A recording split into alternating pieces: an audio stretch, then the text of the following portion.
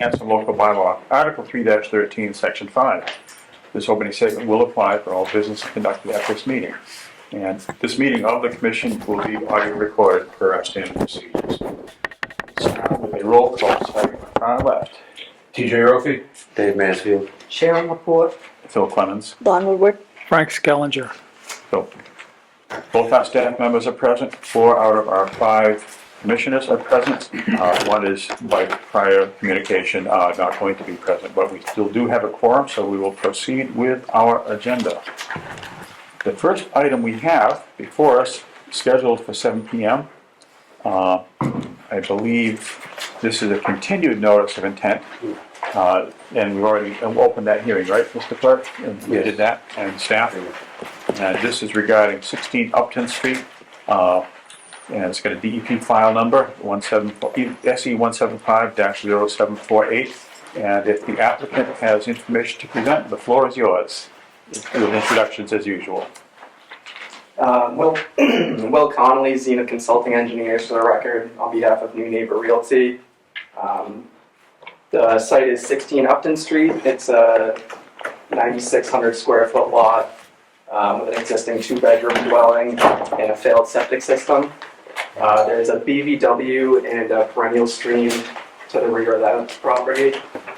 We're proposing an upgrade to the existing septic. We're proposing a Presby bed with a microfast tank and a pump chamber. Since we last met, we were able to perform the perk test. So we updated the plan. There was not much that changed. There was some minor grading. I think that was about it. So we're showing the proposed silt sock for erosion control, which has actually already been installed prior to the perk test, and the dewatering basin if necessary. So if there's any questions, I'd be happy to answer them. Well, as the commissioners determine whether they have any new questions or not, I'll turn to our staff and ask our agent, Dr. Skellinger, if he has any comments. Did you put in a request for variance? Yes, there is a variance request for the work within the 25-foot buffer.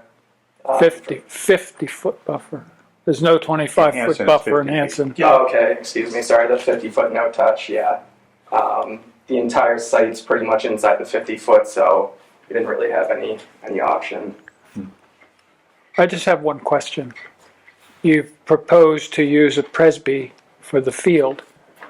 My understanding is that a Presby requires a full-size reserve.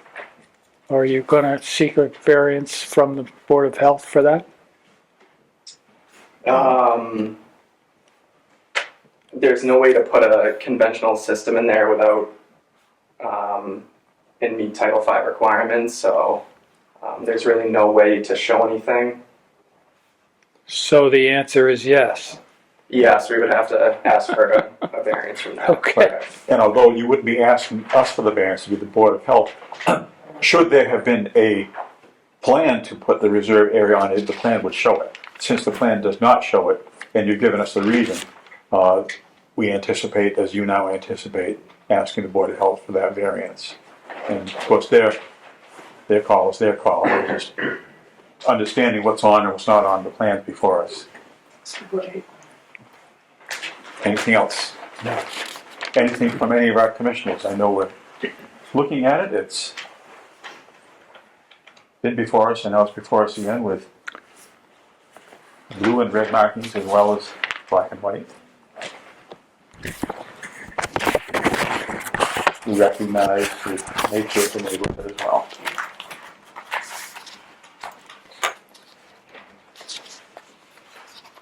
And again, the goal is to upgrade the system and improve its performance. Comments, sir? If you act on the variance in the positive, then I'd recommend that you move the approval with the Board of Health, contingent on the Board of Health approval. No idea. Since the plan doesn't show any alternative, we expect that, but we will document that. Not hearing comments or questions from the commissioners, nor do I have any. So I would suggest the chair would entertain a motion to issue a variance for work within the 50-foot buffer zone for this project. Do I hear such a motion? Second. I need the motion first. Oh, I'm so moved. Do I hear a second? Second. Discussion? Any abutters or comments for this particular Upton Street project? Didn't mean to leave that out. That's, hearings are always for that too. It's been moved and seconded to issue a variance for work within the 50-foot buffer zone for this project. All in favor, please say aye. Aye. Opposed? Abstaining? 4-0-0. And unless there's, We want to propose subject to the Board of Health. right, that's what we're going to do now. I will offer some wording and you can discuss it as needed. I would entertain, as chair, I'd entertain a motion to close the hearing and approve the project as presented, subject, contingent upon Board of Health approval of the necessary variance regarding the system. So moved. Second. Moved and seconded. Any further discussion on the motion to close the hearing and approve it subject to as we described? Hearing nothing on that, we'll move to the vote. All in favor, please say aye. Aye. Opposed? Abstaining?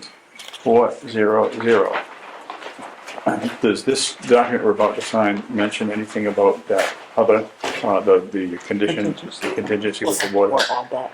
That will be added, We'll edit it yeah. So before it we'll goes pass out. this down and keep the ball rolling and act on that public concern. Thank you for your time. Yeah, and our next door neighbors and the Board of Health will keep us informed, I'm sure. Okay.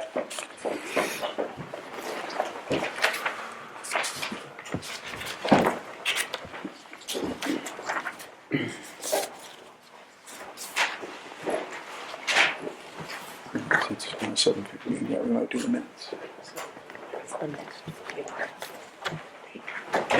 Okay.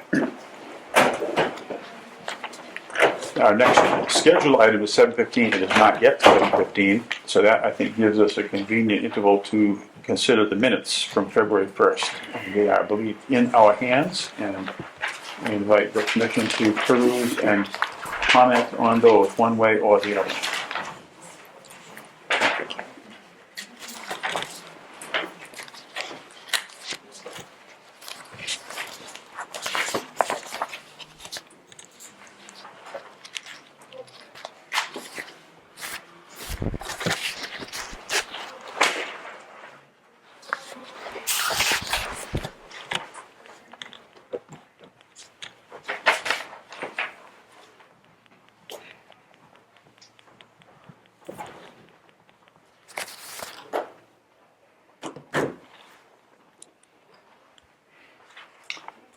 It's the most thrilling part of the meeting. Just a one small comment. Yeah, that would be, On the second page about the middle open space acquisition, yes. the Christ Congregational Church of Hanson. The trustees will be composing a letter, the letter. Church trustees, I An believe, offer letter, yes. Let's add that sentence. It would be the church trustees will be composing a letter. proposing a A letter, letter for it. a letter Okay. to make that offer.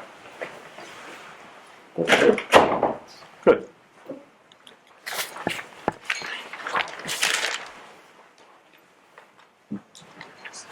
I'll look for nods or requests for moving ahead.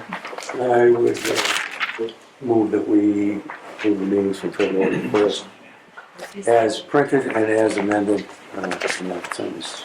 Second. Been moved and seconded to approve the minutes from February 21st as gently amended. Further discussion? Hearing none? All in favor, please say aye. Aye. Aye. Opposed? Abstaining? 4-0-0. Minutes are approved.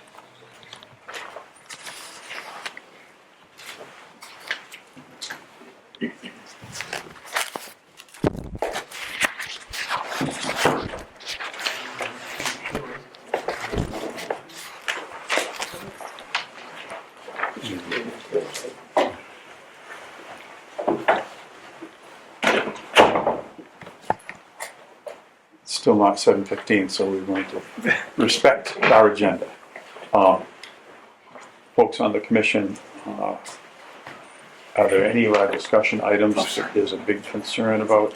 I will point out, as we're looking at this, within less than 2 short weeks, we'll have to all have completed our new state ethics conflict of interest law online training.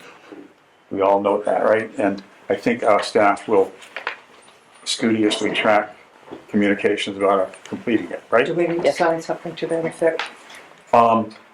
Well, everything's online. I think the signing will happen, whether it's with our pen or with our hitting Or buttons. maybe if we shall gave them see. this to the, There's a certificate that you print. Yes, there generally is a certificate that comes out at the end, and we will see our names in print, and we'll communicate with Lana about that. You have a way to do that, Sharon? She has access to another system. Okay. Can do it. And it's worked so far in the past, so it will work again, I'm sure. And one other final thing about that, the Wildland Stewardship Endowment Fee, the action we took last meeting, that, the only action we need to take. You got here, my right? stuff on that line, So I can right? take that up, huh? You got my Well- stuff on that? I do have a question though, is to the extent that we will be providing 2/3 of that payment, have we initiated any paperwork to make that payment? It's already all set. So is it here in our papers? Mhm. Wow. Is it something we should sign? Yeah, we can sign. We have 3 minutes to sign it. That can happen. You want to do the invoices? No, I just want the Wildlands also. Since I think that's the most important thing. Even if one voucher, it's how many pages? I just like to complain.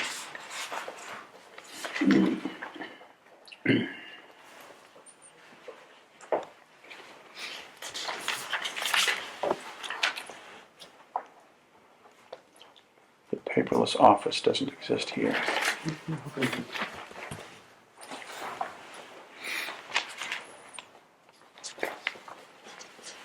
no kidding.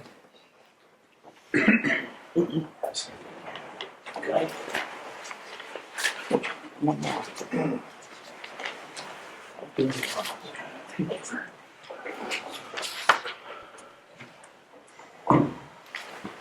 Okay.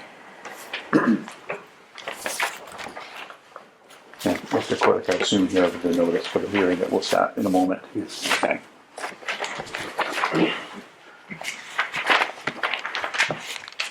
It's 5 pages. I can send it over to you.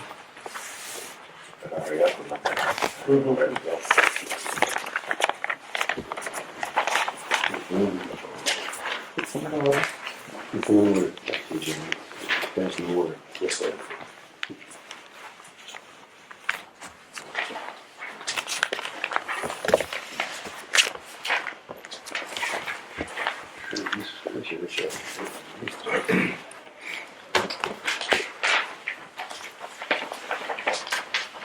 I don't even know if that's a stamp.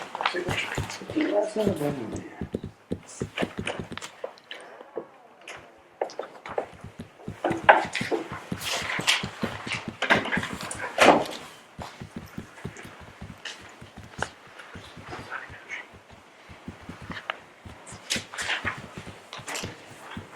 Signing papers is the second most exciting part of the meeting.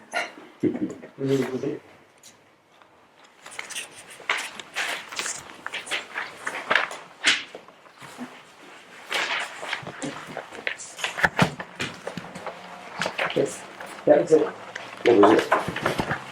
You can take it, stick it on the side of it. Good point.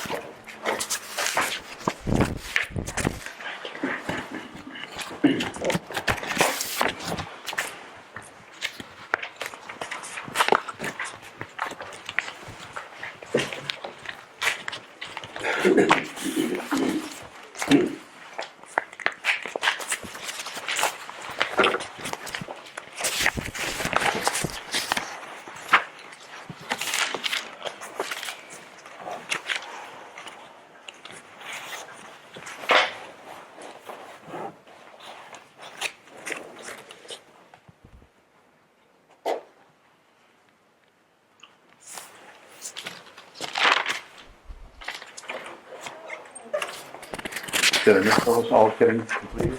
Well done. Okay, great. I pass them all one at a time, so it would take so long. Guys, wait a minute. All right, folks, at this time, I have just about 7:15 PM, so we will move to the part of our agenda which has a scheduled hearing, and I will invite our clerk to read the notice of this new hearing. The Hanson Conservation Commission will hold a public hearing on Wednesday, February 15th, 2023, at 7:15 PM at the Hanson Town Hall, Selectmen's Meeting Room, 542 Liberty Street, Hanson, Mass, pursuant to a notice of intent for Village Farm LLC, parcel and project. A proposal to construct 2 bituminous concrete roadways with 2 cul-de-sac turnarounds, associated sidewalks, underground utilities, and drainage structure to create frontage for a 9-lot definitive subdivision located within 50 feet of bordering vegetated wetlands at 0 County Road, map 74, lots 7 and 8, Meadowbrook Farms, formerly Fernhill Estates, for Burge Farms LLC, represented by Morse Engineering Company, Inc. P.O. Box 92, Situate, Mass. 02066.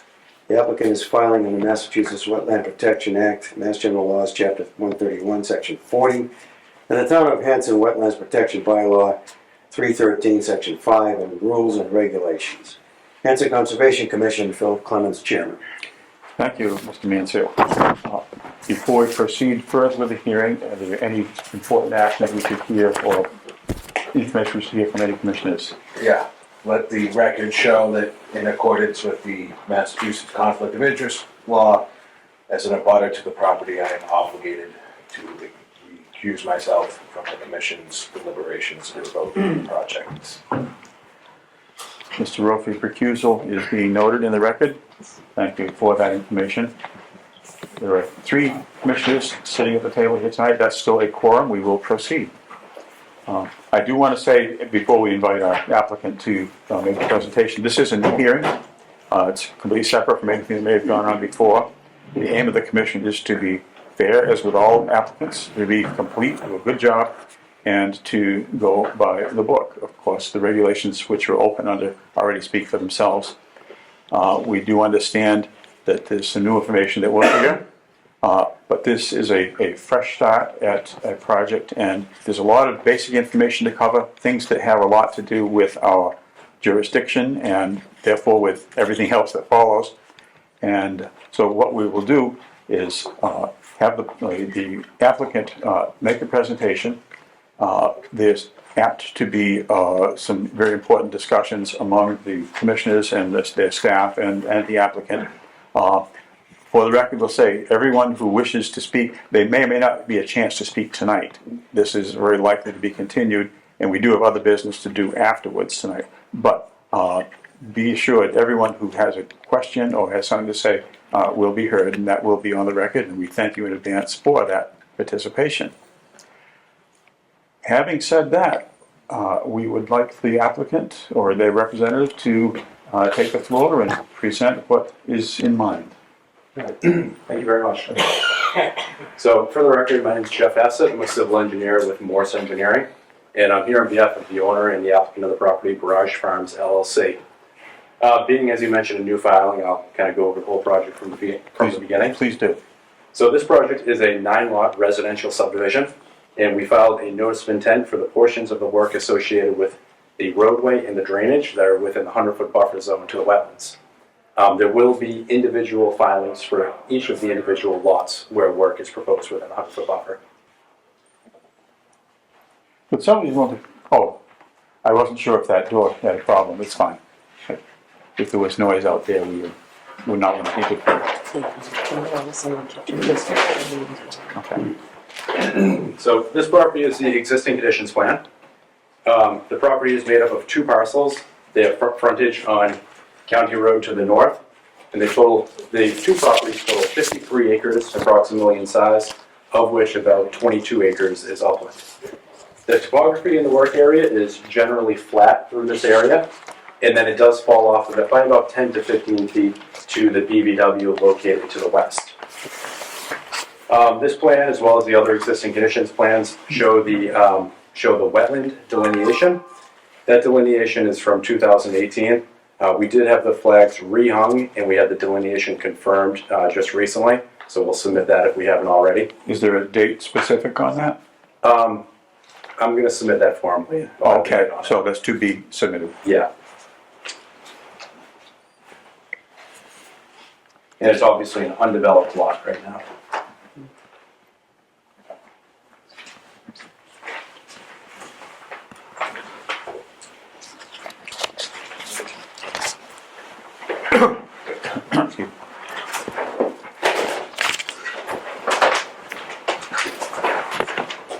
So sheet 8 shows the lot layout. By the way, excuse me, we just jumped from sheet, what, 3 to 8? Is that what we're doing, just so we can track with you?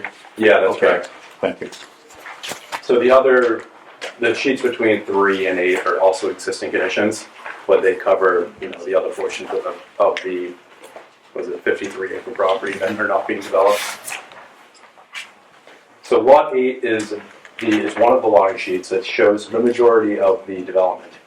You see, it's proposing a subdivision cul-de-sac road coming off of County Road, with a second cul-de-sac coming off of it, and 9 individual lots. Each of the lots conforms to the zoning requirements. They each have 40,000 square feet total, 36,000 square feet of upland, and 175 feet of frontage. The next sheet is sheet 13 that shows the most detail on the project, which is the grading and utilities plan.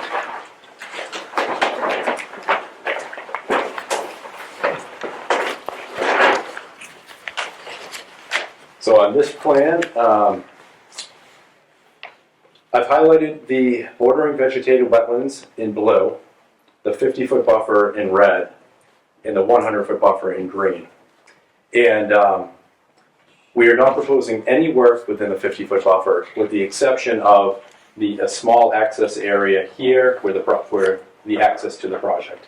It's Okay, not feasible to relocate that Just outside ask- of the 50-foot buffer. Excuse me, I'm sorry. Yes. That size, sorry, do we have something just like that, Frank, in our possession? Because the small handout we have obviously is not a color. Yeah. I'm just making sure that the office has the same thing. Okay, good. Sorry, go right ahead. So there will be catch basins and closed drainage within the roadway.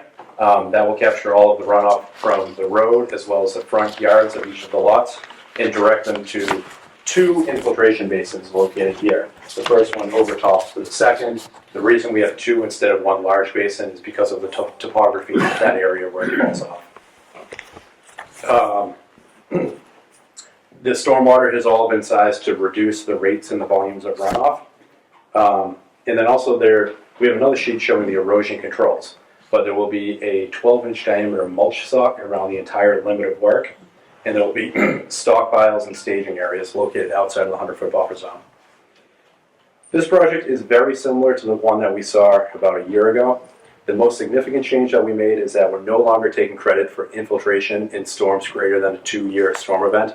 It's a technical calculation. But I believe that was the only outstanding issue at the time, and it was a matter that you had hired a peer review consultant to address. And in his letter, that was one of the recommendations he had for a solution. So we're no longer taking credit for infiltration in the larger storms. The other changes that we made is that we eliminated the small basin at the end of this road, and we also reduced the number of lots. It was originally proposed as a 10-lot subdivision, and we've redesigned it as a 9-lot. So again, this filing is for the work within the buffer zones associated with the road and drainage only. We feel it can be approved because we're not proposing to alter any wetlands. With the exception of this area, we are preserving the 50-foot buffer, which the project preserves 64% of the upland. There will be erosion barriers in place during construction, and there will be individual filings for the lots. So I'll turn it over to you, and we do anticipate that this project will be reviewed, and we have planning board hearings as well. Sure. So we're here this evening to gather feedback. So again, as you recognize, there's a lot of things to do and a lot of different groups to do it with, in addition to our little commission here. I have a question. Okay, go right ahead.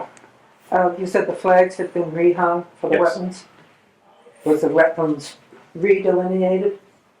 Or were they the original wetlands delineation from So 2018? we rehung the wetland flags, any that we couldn't be located that weren't still there. And then we asked the wetland scientist to review the wetland line to see if anything has changed. And the report back was that no, Okay, the line is then- still accurate. There may have been changes then that were made in the original line. No, there weren't. Well, what we should probably do is wait to actually see the report. Yes. Because I think what I heard you say is the field work was done just recently. And I think I heard there was going to be a report and that we would have access to it, right? That would be part of the. Exactly. We'll submit that in writing. Okay. Okay, because I'm not comfortable with rehanging the exact same flags you had 6 years ago. To that point, I think there will be some very applicable discussion about the wetland flag Because question. the wetland line on this, if that's reflecting the 2018 wetlands line, it's not accurate. Well, what we have, Wetlands do change over time, and that's why the delineations are only good for 3 years. That's right. And that's why we had a review. I will say, and I'll turn to Dr. Scaliger in a moment to give us the full update. We have been in conversation with the DEP about that exact point, and it does translate. One of the most important aspects of all that is no matter when delineations were done, the flags in the field that illustrate the line need to remain present and visible throughout the duration of the project, right up through completion and the issue of the ordinance of conditions, if such does happen.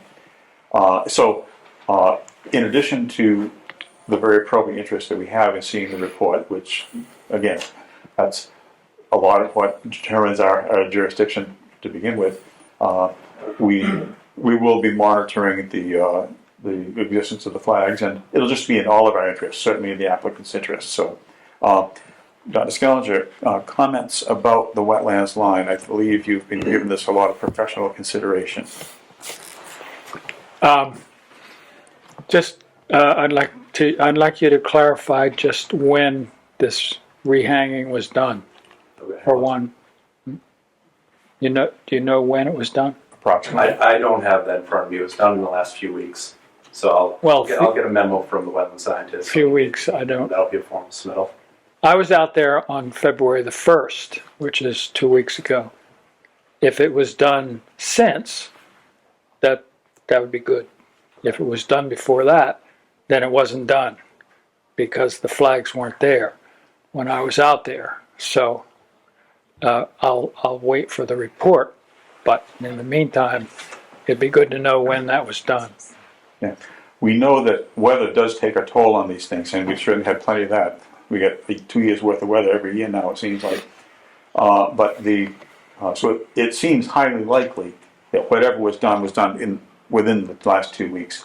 And just another question: do we know if it was the same wetland scientist that did the previous work? Yes. So there's some continuity in terms of familiarity with the site and so on. Yes, it was done by Brad Holmes of Environmental Consulting and Restoration. Right, ECR. That's the firm that's well known to us.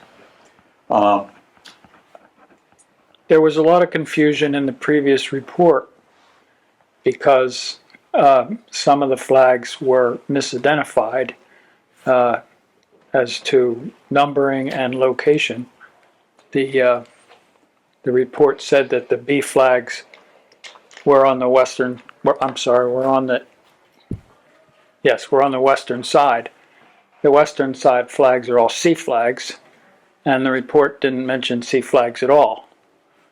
The B flags that were there were up on the eastern side toward County Road. And so we were a bit confused about the flagging that had been done before. So hopefully that will be reconciled this time around.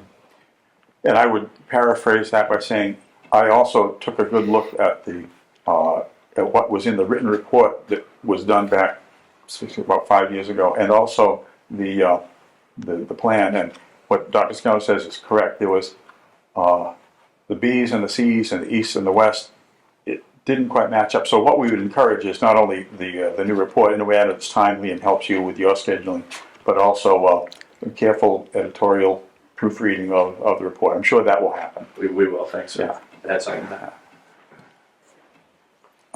There were other things in the previous report too that would, in accordance with DEP standards, that defined a lot of how the line was determined, what was followed to do it, including a transect with a couple of different vegetation plots. This site is not small. Maybe by Alaska standards it would be, but we're in eastern Massachusetts. This is a pretty good sized site. And the three series, A, B, and C series together, if we look at the plans, and a large scale plan, Frank, the number of flags, if you add all of them together, was a pretty significant number. Right? We had an estimate of roughly how many flags? Because there was flag number A1, A2, B1, B2. Something over 200. Yeah. And a rule of thumb in the wetland delineation world is roughly 30 feet between flags usually is standard. So if you take 30 feet times 200 flags, there's a lot of things. There's probably close to half a mile of flags in total around all these series. So I presume, and maybe you know, maybe you don't, that the reflagging covered all of that, all of those flags, all of that distance. Correct. And now to my other point relating to that, and I'll let our agent chime in because you may have a more clear way of putting it, right?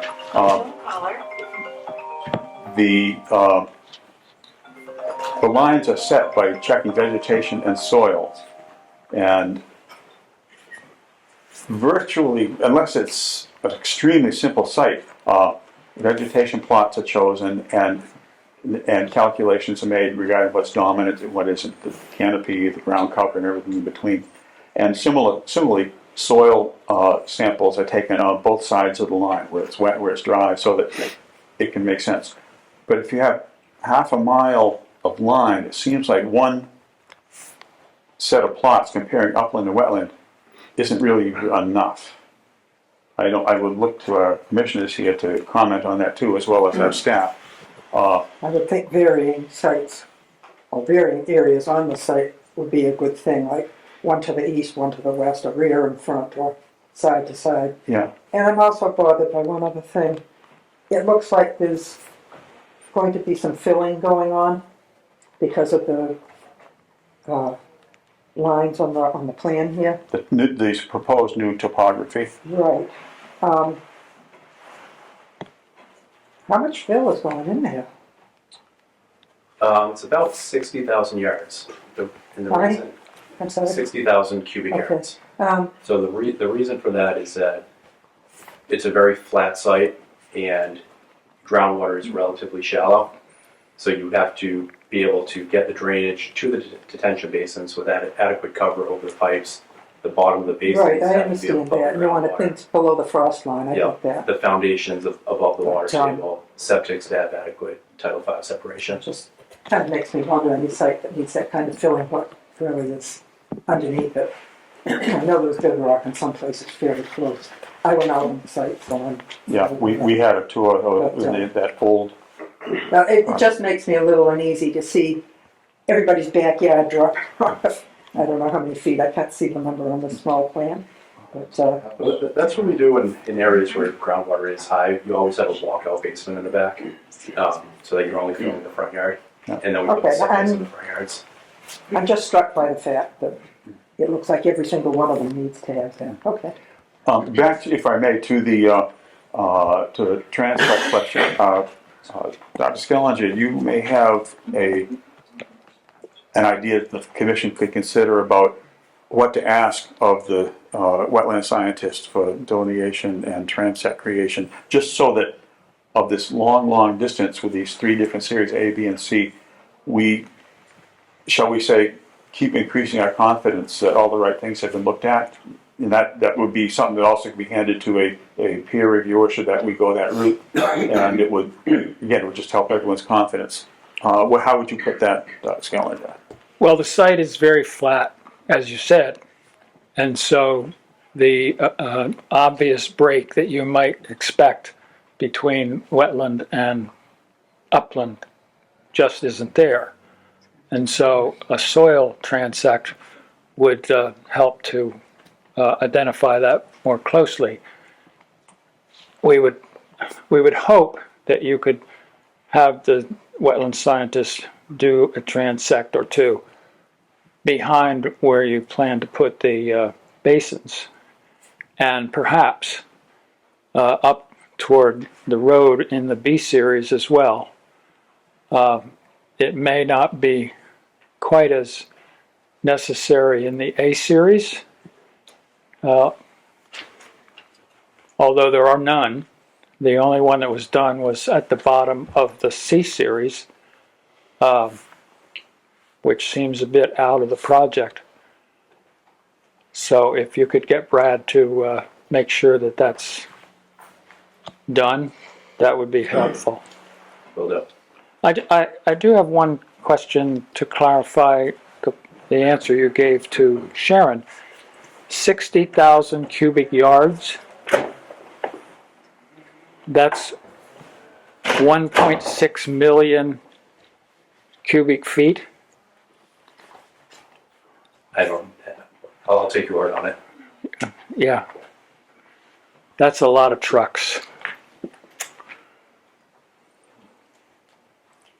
So let me just try to summarize what we were saying about transects. And I'm actually thinking about not only redoing where the transect line was done in the C series, which again was down here, I can't make out the flag number, but it was Can't see it on that. down near the bottom of what's shown on sheet 13 on the extreme lower left, whereas the basins are a little ways above that. I would say approximately mid that, like C24, C25, I can't quite make it out. The middle of that C series. Again, also over in the B series, near where the proposed road would come in, about the middle of that series. And this is just me thinking, for the rest of the commission, we can talk about the large flat area which is proposed to become less flat. The many flags between the B series and the C series. I guess we're talking about, even though it's not alphabetical, the A series would come in between that. That does show up in the lower right section there. There's a lobe of wetland near the, exactly in that. Call it roughly midpoint with regard to the whole project between the other two. I'm thinking for the comfort, not just comfort, but for the good judgment and proper evaluation of the whole project, I don't think it's out of line when you have a half a mile of wetland on a wet site with a lot of flatness to have 3 transects done. And compared to the investment that we made on the site, that's not a lot to ask, we don't think. So if you would, perhaps, if we could talk about it more formally as we go forward, any thoughts on that? I would like to put on the record that work of that nature is something we're likely to look for. Again, in the interest of the applicant as well as the public. Moving from that to the stormwater structures themselves. Again, this is quite different from what we saw before. I have a question, and our agent may clarify that because he probably spent more time than I looking at all the legends and details on the documents that you've submitted. We appreciate that. The newly configured infiltration basins. What is the proposed elevation of the bottom of those basins relative, well, both as a raw number and relative to what the topography is right now?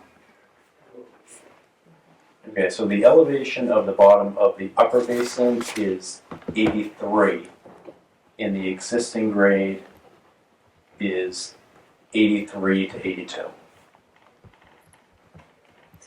Okay, then the lower basin, the The proposed, proposed grade is 81, and the existing grade ranges from 81 to 78. okay. And in the documentation that you have, what's the distance to the groundwater from the existing surface there? It's approximately 2 feet.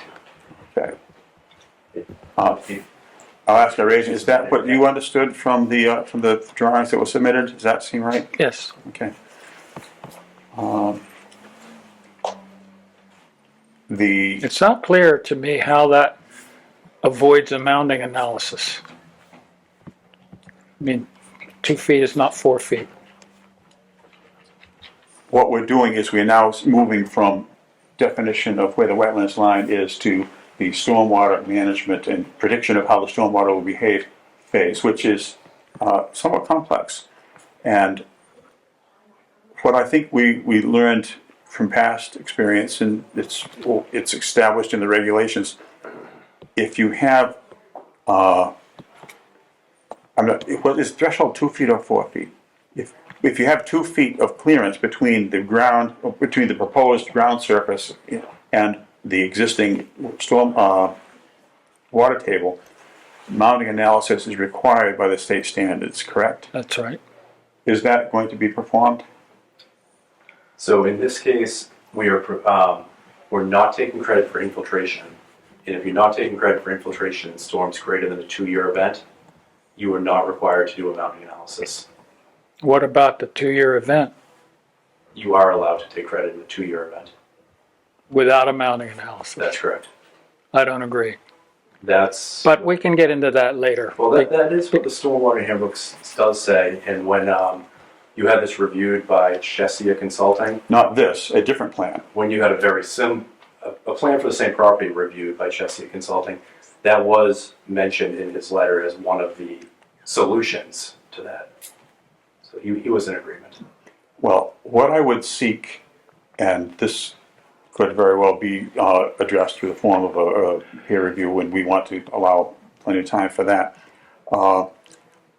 is not just us sitting in this room describing what we believe the regulations say, but a credible third-party professional report that says what the regulations say and evaluates the project in those terms.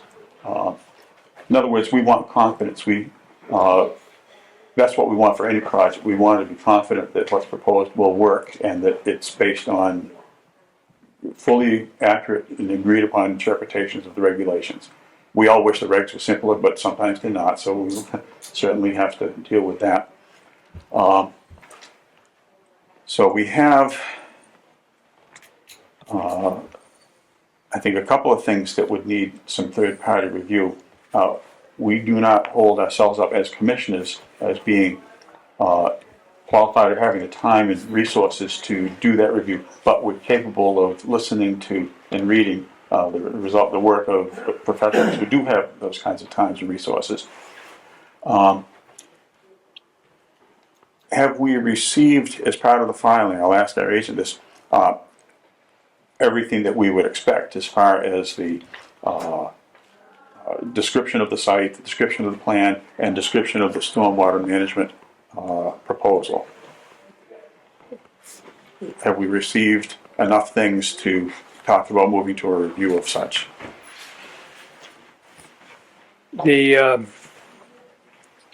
The soil evaluations that have been relied upon for this submittal are the same test pits and borings that were done for previous submittals going back a number of years. And so it's not clear that the test pits that are necessary for the basins have been done or have been done to the degree needed. I think if we go back, and I hate to go back, but if we go back to the denial from the DEP, they agreed that certain investigations, soil investigations needed to be done, and my reading of the submittal is that none have been done.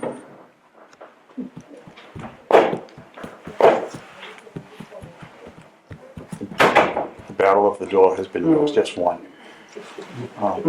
But a very important point, I think you just heard, no new soil evaluations have been done, although DEP, in closing its comments on previous things, indicated that they believed such should be done or would be needed.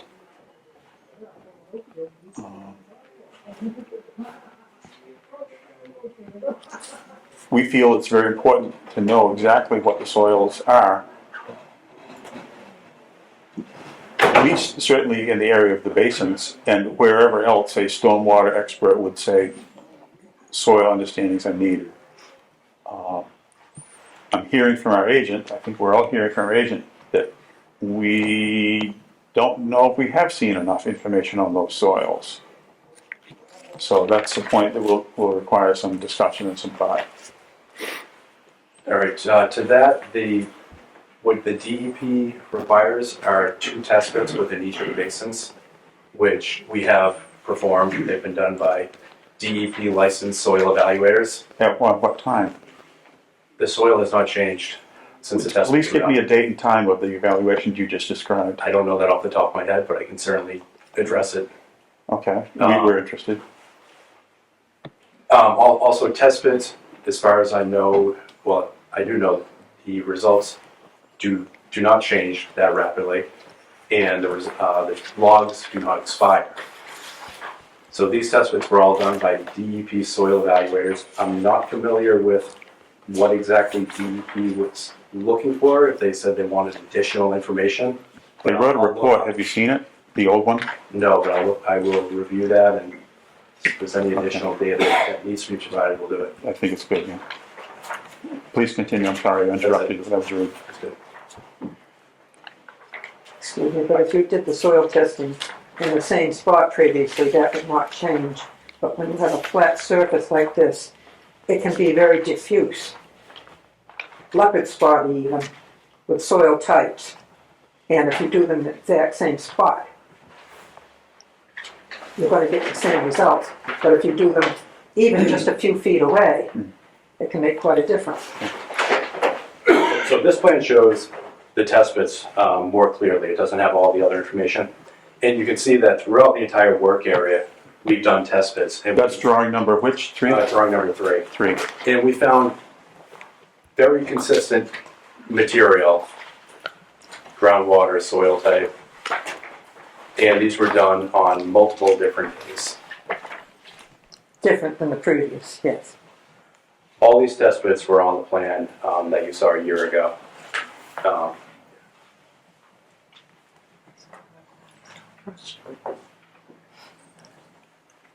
I would just comment that the test pits that you have shown there for the larger basin, TP A and B, I believe they are, were not witnessed. That seems to be a flaw.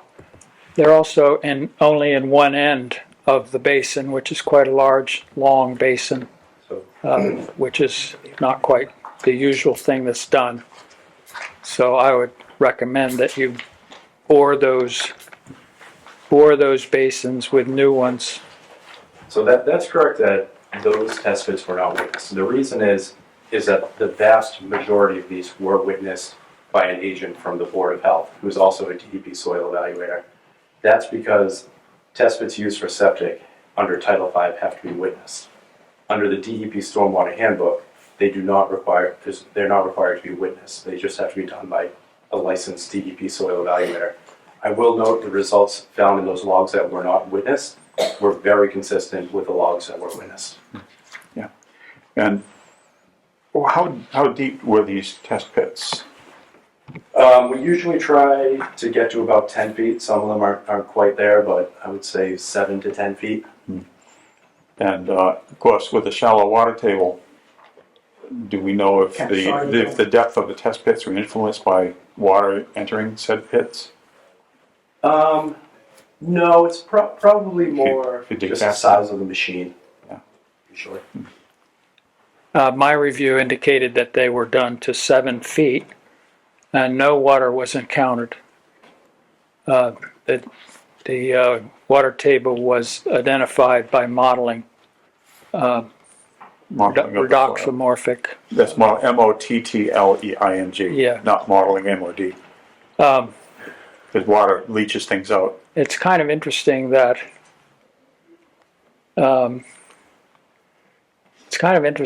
none of the test pits done for the Board of Health purposes encountered any water at all, even when they reached refusal. That's very remarkable. Probably the time of year. Well, we've also had very variable rainfall type years. Last summer was very, very dry. I know back around late 2017, if you look at the landscape that we call Hanson, McQuon Pond, which follows the water table closely, was 4 feet below its normal. It was, we were installing a water gauge to measure the height of the pond, and it was a 5-foot long gauge with the top being where the water usually is. And we were standing on dry ground as we installed it. This, of course, is not McQuon Pond, but I just wonder, that's one reason we're very interested in knowing when tests were done. We all know that water comes and goes, but we just want to have complete information. Yeah, so the soil here, it's a glacial till.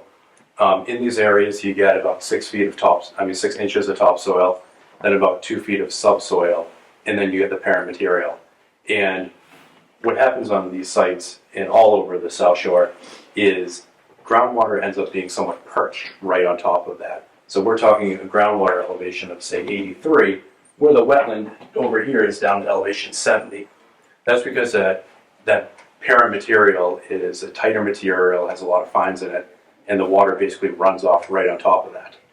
So this time of year, I would expect to see weeping coming right in about 2 to 3 feet down. In the summertime, I would not expect to see any water there. But what we would see is the rust mark, what we call the models, at that 2 to 3 feet down, indicating a seasonal high water table.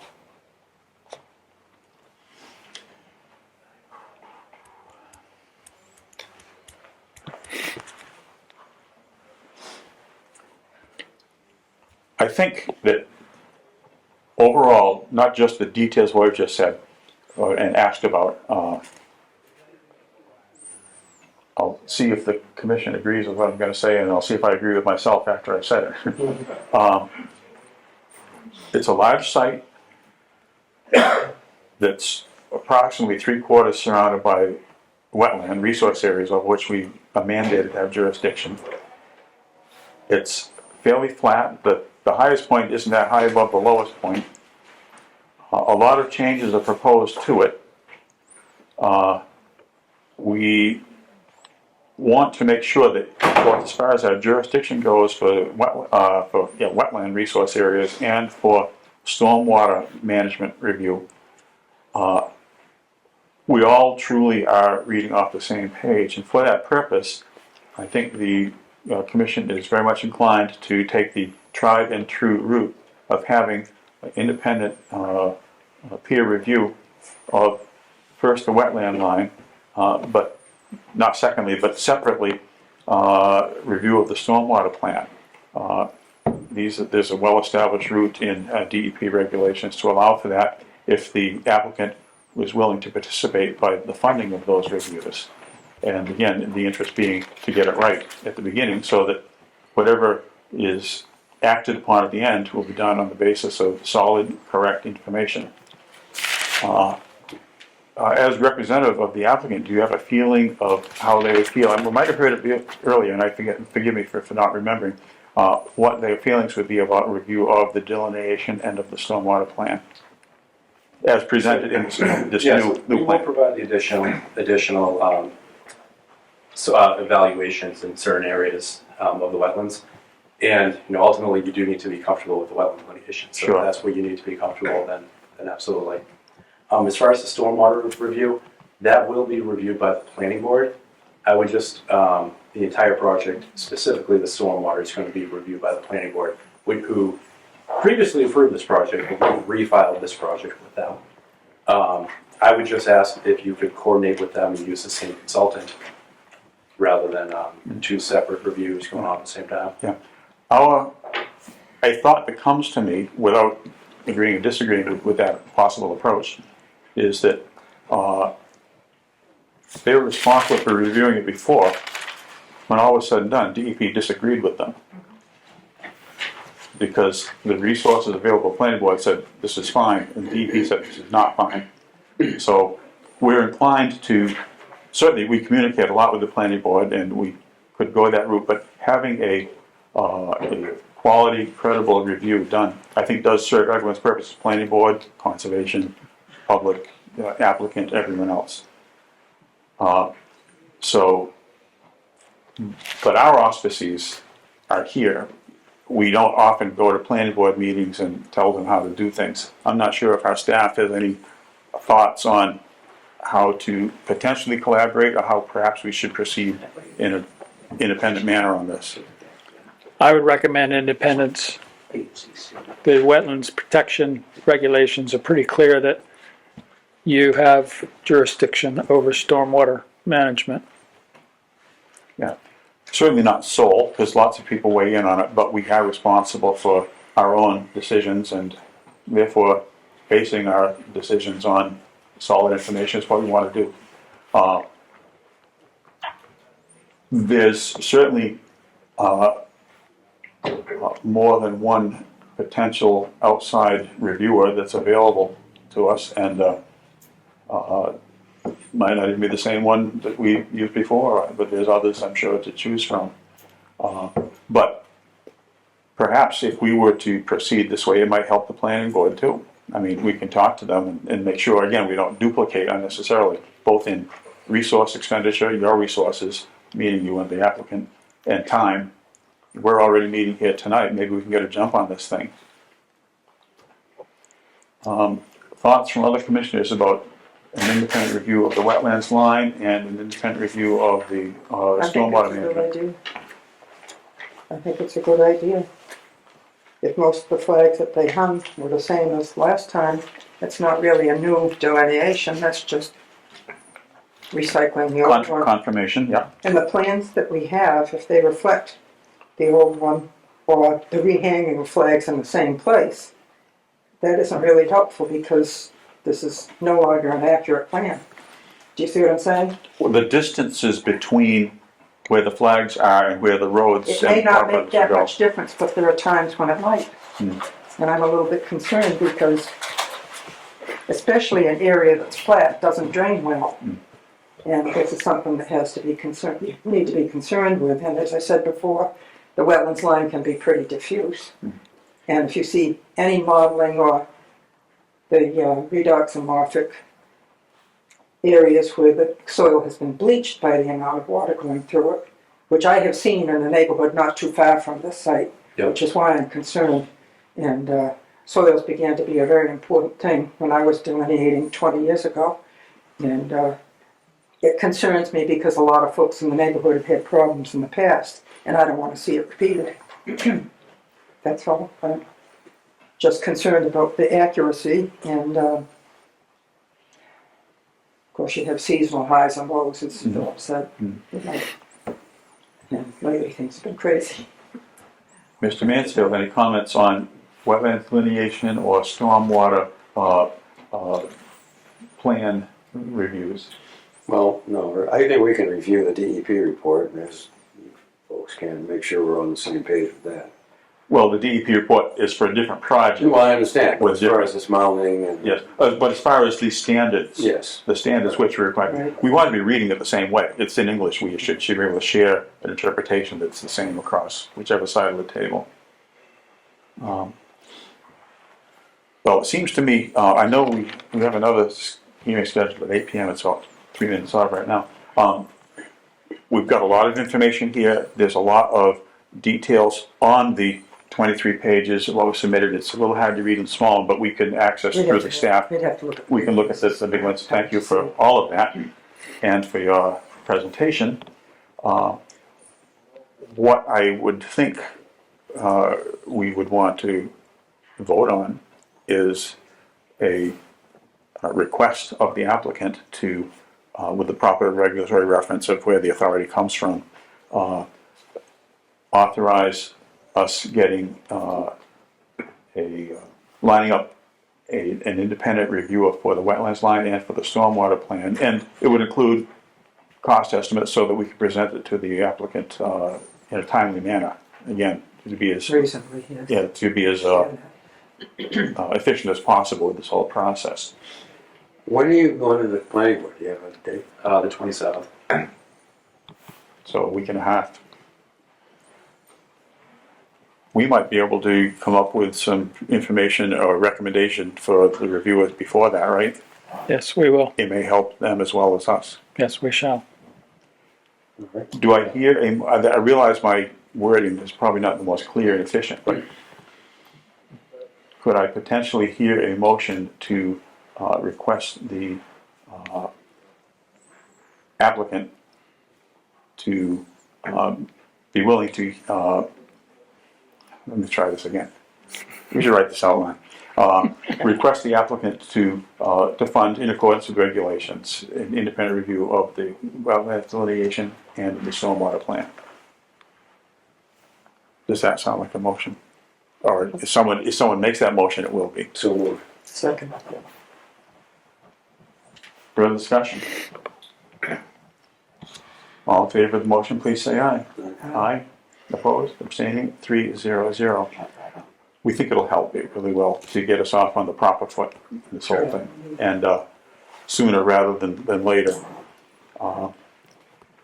It's now just about 8 o'clock. Is there anything else that the board has in mind, or the staff or the applicant, before we talk about maybe continuing to a convenient? Well, I'd just like to, I know we don't have much time, but if there's anybody who's in butter has a comment about what we should do in relationship to this. I think that's what I'm hearing.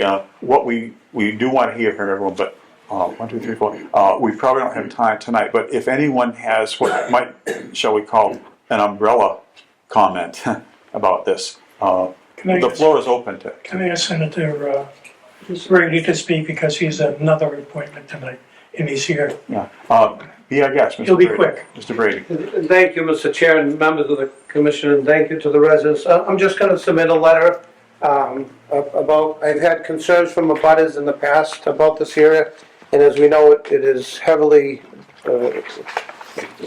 a concern with the flooding in the area and so forth when there are storms, and I want to be recorded in opposition to this based on the concerns of the residents. But everything's in writing there, so I won't waste time with the Okay. residents, but the whole area is a big concern, and of course, we've had some droughts lately, but I've been out to that site with residents here when it's been a very big concern of flooding in their homes now, or their basements, without this proposed development, so, thank you. Thank you.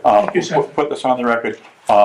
Again, we should look at the calendar and see when we can pick up the pace. And also, let there be no doubt, our staff, our office will act on what we just voted to do and communicate with you folks so that.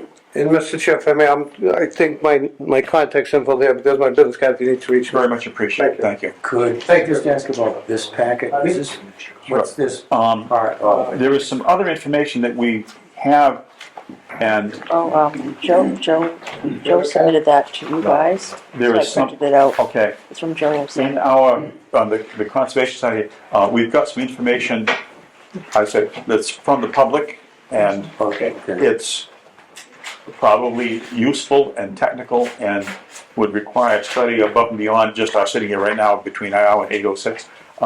But to do it justice and to fully appreciate it, I think we will take that under advisement and appreciate that. Is there anything that you feel cannot wait until our next meeting, which would be March 15th?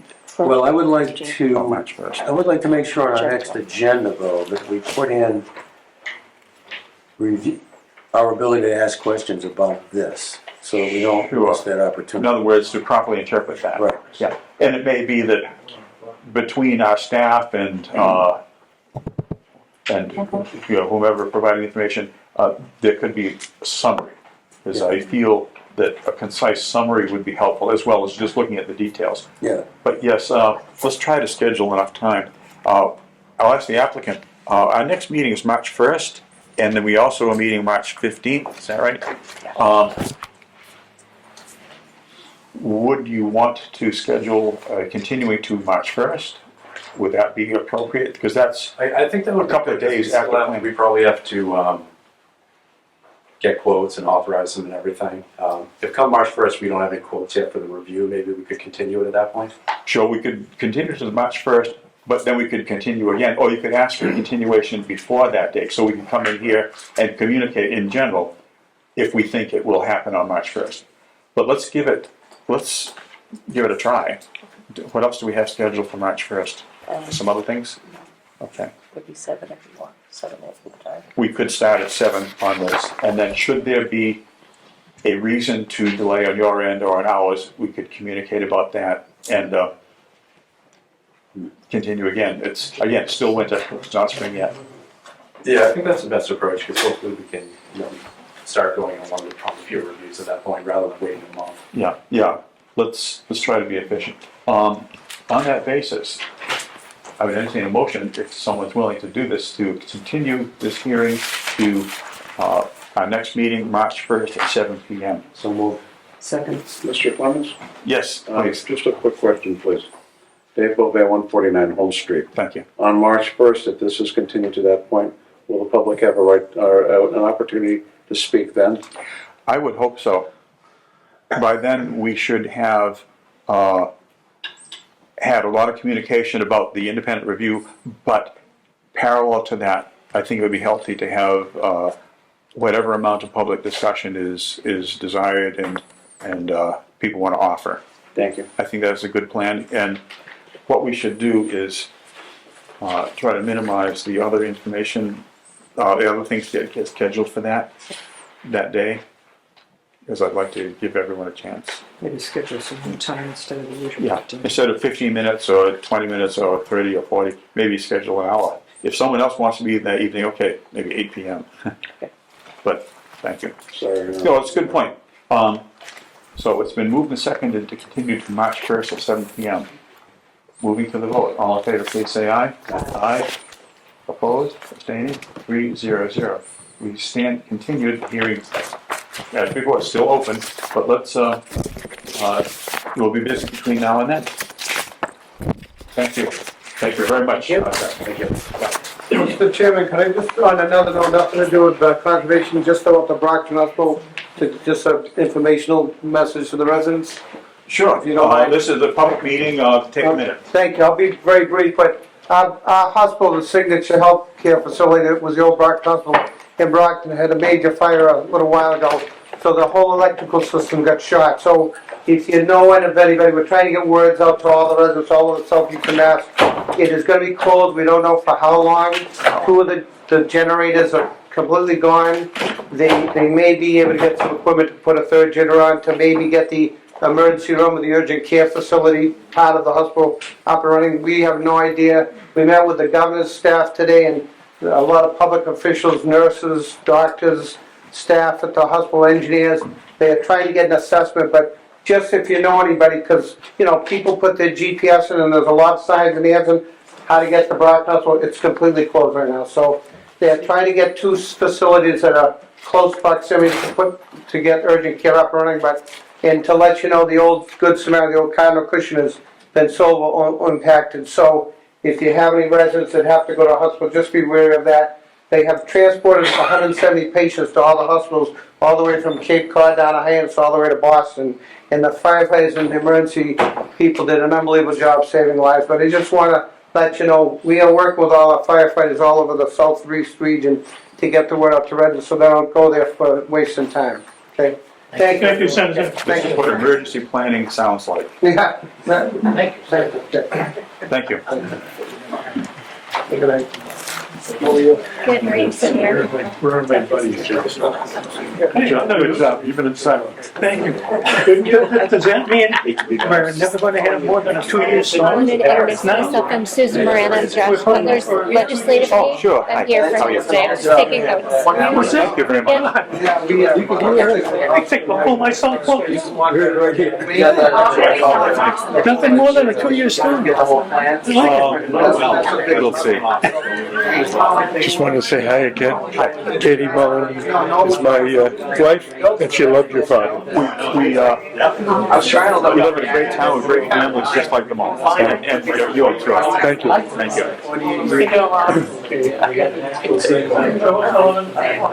Thank you for sending me these.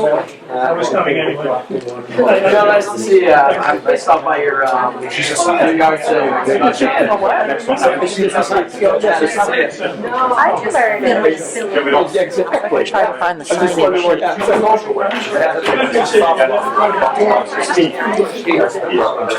I started in the email. No, for East 33 East Washington. 30 East Washington. I got it. All right. Ladies and gentlemen, even though we're a bit late, sorry about that. The next item on our agenda, as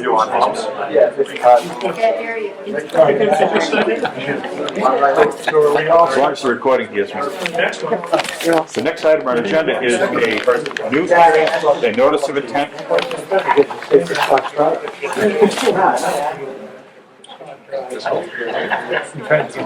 They're trying. Yes, it is. Thank you very much. One of my favorite boys. So we will, I'll invite our clerk to read the notice of this new hearing. You may proceed, Nancy. Hanson Conservation Commission will hold a public hearing on Wednesday, February 15th, 2023, at 8 p.m. at the Hanson Town Hall, Selectmen's Meeting Room, 542 Liberty Street, Hanson, Mass. Pursuant to a notice of intent for Kerry Holstein, K1 Roofing. Parcel and target. The proposal to upgrade the septic system to Title V standards and to modify, extend, and repair existing driveway within 100 feet of bordering vegetated wetland at 30 East Washington Street, map 92, lot 16, for Kerry Holstein, K1 Roofing, represented by Joseph Webby, Webby Engineering, Inc., 180 County Road, Temple, Mass. 367. The applicant is filing in the Massachusetts Wetland Protection Act, Mass General Laws, Chapter 131, Section 40, and the Town of Hanson Wetlands Protection Bylaw 313, Section 5, and Rules and Regulations. Hanson Conservation Commission, Philip Clemens, Chairman. Thank you, Mr. Clerk. It appears the applicant has a representative standing before us with some plans. Mr. Webby, good evening. And the floor is yours. Webby Engineering, with me is Carrie and Jeff Holstein. Welcome. And what they would like to do is they would like to purchase a property at 30 East Washington Street, which not that long ago was the DS auction gallery. And what they would like to do is, well, currently there's a dwelling, a garage and an office where the gallery was, and now a storage building. We had Brad Holmes delineate the wetlands, a little wetland across the street, and then it's the wetland, the PVW that goes right around the property. We have our red line for the 50 foot, and the yellow line for the 100 foot. And what they would like to do is upgrade the septic systems. Currently, there are two septic systems on the property for these two buildings.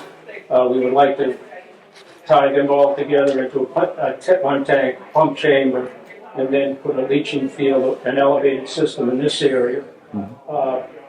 To reduce the cost of that a little bit with retaining walls, we'd like to do some grading, and so we will be operating in this purple area here between the 50 and the 100.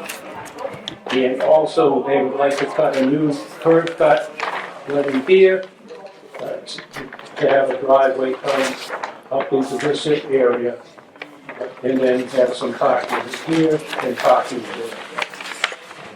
Basically, that's what. Okay. Quick question. That sort of cucumber shaped, is that purple thing you just were pointing to? This one? Yeah, I don't see that on our drawings. Is that That would be on the second page. page 2? Page four.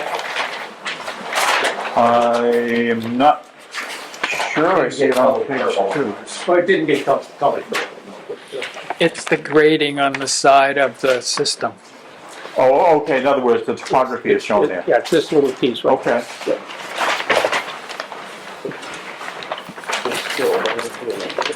just spilling over a little bit, the 100, it was still way beyond.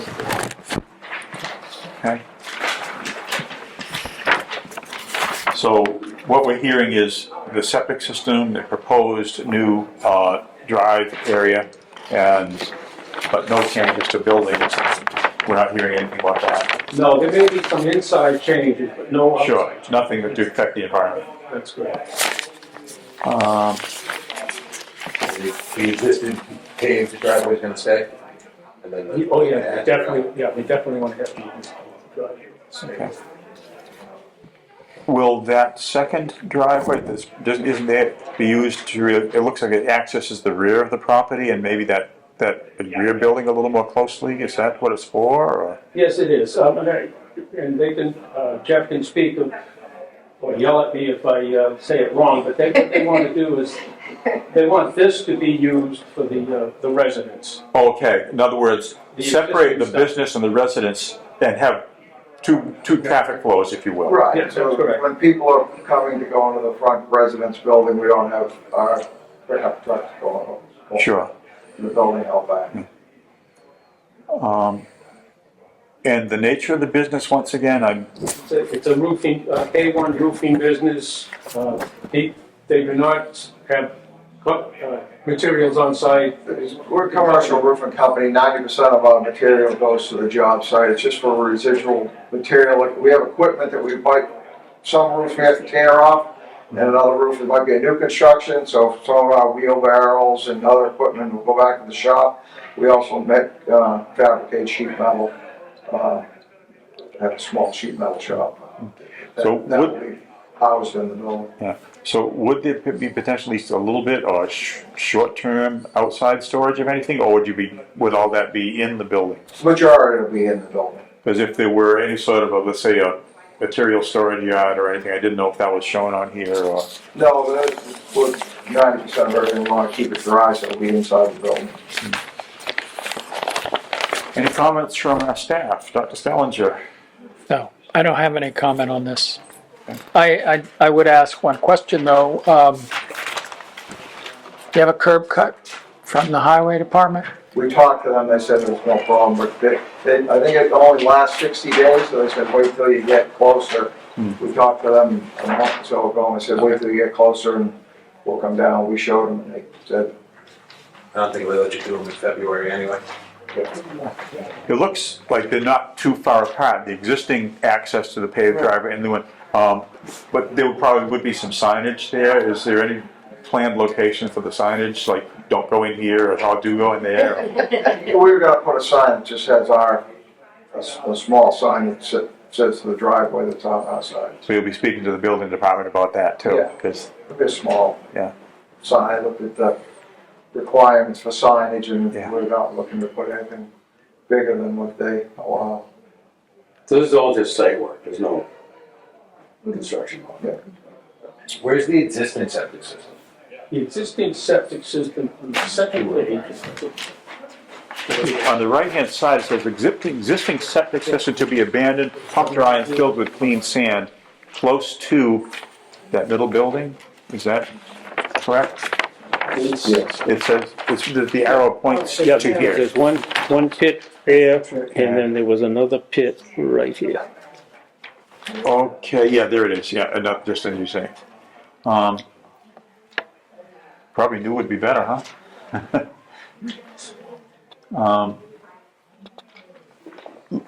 Roughly how much fill do you think you'll be bringing in? It looks like it'll be mounded a little bit, huh? Oh, yeah, this is definitely gonna be elevated. We have a high water table. Yeah. So,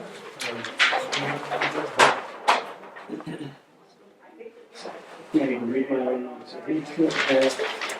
Are those the elevations, 83, 84, 87? Existing ground is around 82 and a half.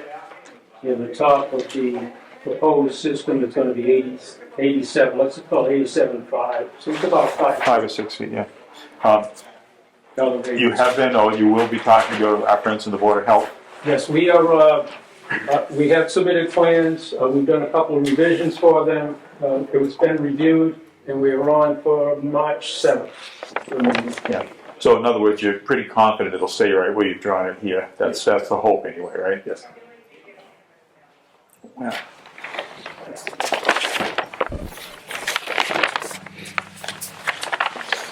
looks like there'd be a little work within the 100-foot zone, but not within the 50-foot buffer zone. Am I correct? We're not proposing any work within your 50-foot. Yeah, so you're not requesting a variance for that? Well, that simplifies a little bit. Well, you normally don't worry as much about the 100, right? Frank, have you been out here? Several times, actually. You have no comment because you're happy, not because you. Well, I'm waiting to hear from the abutter. Okay. And that will segue this. Do we have an abutter here? I am. Okay, please, any comments or questions? The floor is open, it's all yours. My whole concern was the wetlands, that's all. Okay. Do you know who she is? What we want to do is make sure we have you correctly noted in the record. So name and address, please. I'm at 40 Liberty, Dublin Heath. Thank you. We had all the other people sign in. We want to not leave you out. So I went down and walked around behind the buildings, and this is a long-standing issue with wetness behind the buildings. The flagging that was done by Brad Holmes is very typical of flagging that's been done in the past. It was done in 1990, it was done in 1973, and it's been known for a long time that there's a wet spot back there. The wetland itself appears to be on the other side of the wall, which would be the neighbor's property. The east side of the property line. The east side of the property line. So the water that collects there runs down the hill from Liberty Street and collects at the back of the property and probably spills over into this property and leaves it wet when it's raining. There's some kind of a tank or well in between the larger buildings. I had the highway department pull the grate. It's full of water.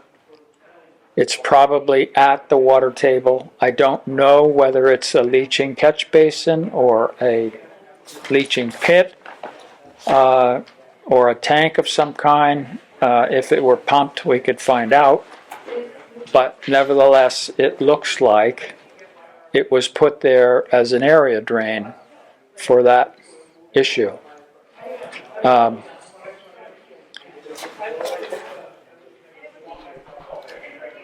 don't know how to address it. It has nothing to do with the project.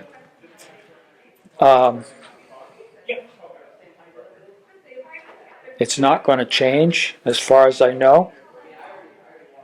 The drainage that is running off of this property runs behind the buildings into this wetland at the south, which is eventually tied into Brett's Brook. To the southwest or west of this. Right. I spoke with the highway department about whether the drainage in this area goes to the north across the street, and they went down and viewed it with me, and they assure me that the street is more or less a East Washington Street, that is more or less a divide between. So the water that runs behind the building does not go across the street, and across the street doesn't come to this side. So I don't know what you want to propose about that situation, but I'm sure the abutter is concerned. And one thing I might suggest, and it certainly isn't a solution to the issue, would be to put up markers between the buildings to show that this area behind the buildings is off limits for anything. In other words, show what the resource area is not to be touched. Right. It's not being proposed in this project, but just Yeah. for the record. Just for the record, make sure the 50-foot buffer is marked off, which would put the signs in between the buildings. I certainly don't know what else to do. The owner could have that tank pumped to see what it is. If it's an area drain, maybe he could have a little grading done back there too. Make sure the water enters the area drain. But on the other hand, I don't know that there's an outlet for it. It may be a leaching tank of some kind, in which case it's not leaching because it's full. So I think the situation there is of long standing, many, many decades, and isn't going to change anytime soon.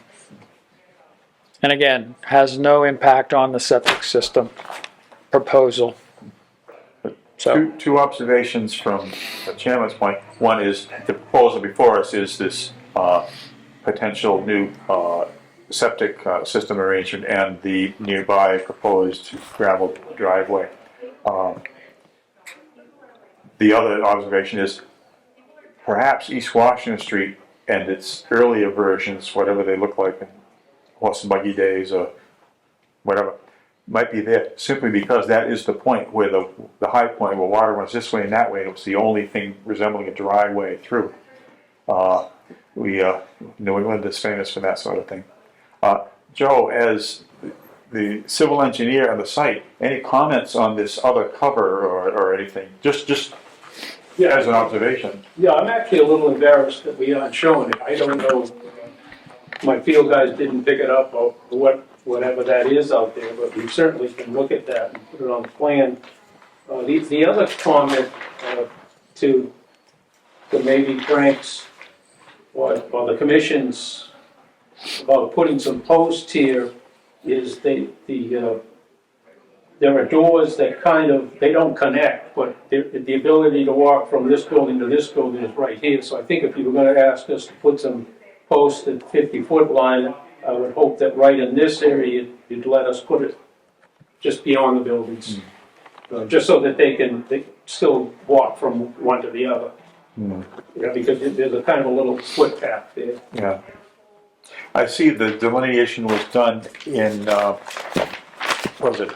September of last year, so it's quite recent and there's probably no reason to question it. The question is, as part of this project, do we memorialize it with some sort of post or medallion? And you're pointing out maybe a tripping hazard or whatever if we put it in those things in that place. Yeah, you could put it any way you'd like it, but just right in there if you know. Or you put it on the side of the building. Yeah, you could put it on the side of the building, but yeah, Just say, I think, don't build over there. yeah, I think you could just live with that. I think just like with any project, what we want to do is not have people now or in the future lose track that there is a resource area out there that serves purposes already, drainage and other things. Comments from anyone else on the commission about any of the above? On the note of the posts, there's two of them shown at the south end. Are those existing, proposed? Yeah, I was just gonna say that we did find random posts from must have been the 1990s, possibly the 90s. out in here that looked like they were actually at the BVW as opposed to 150 or 25 foot. I think you mean on the right side.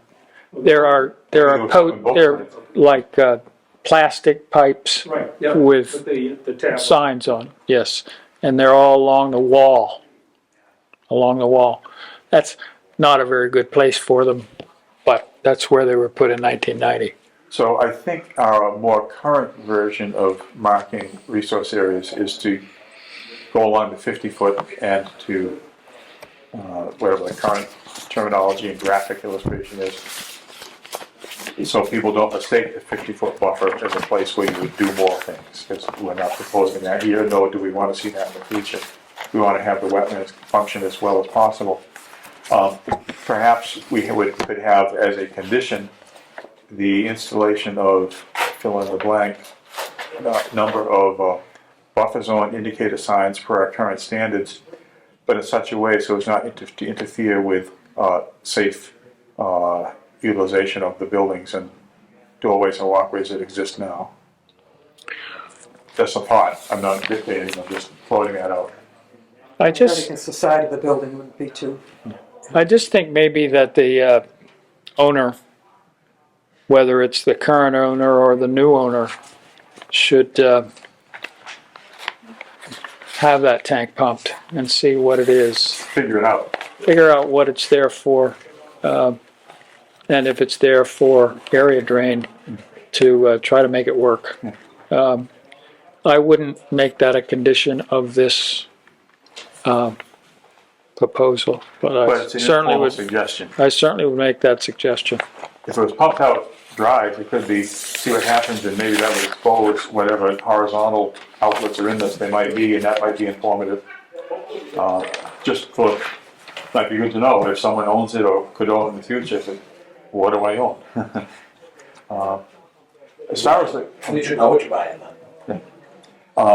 so as far as the current project goes, it's before us.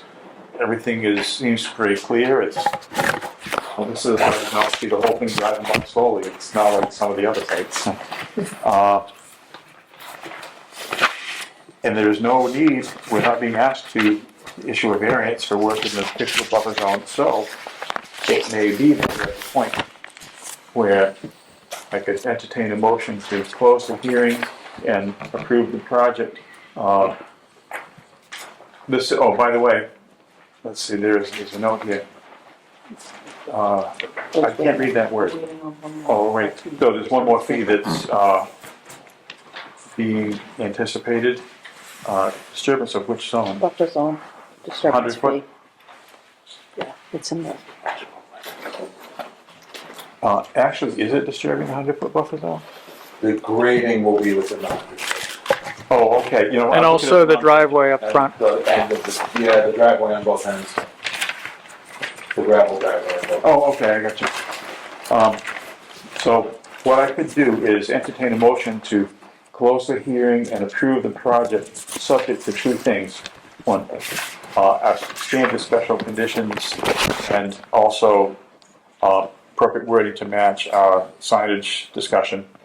And also pending payment of the one outstanding fee for disturbance of the 100-foot buffer zone. Oh, great. We're making progress. This is good. Plus Board of Health. Board of Health. And also pending board of health approval. That's please make it. So moved. Second. Anything else from the budget?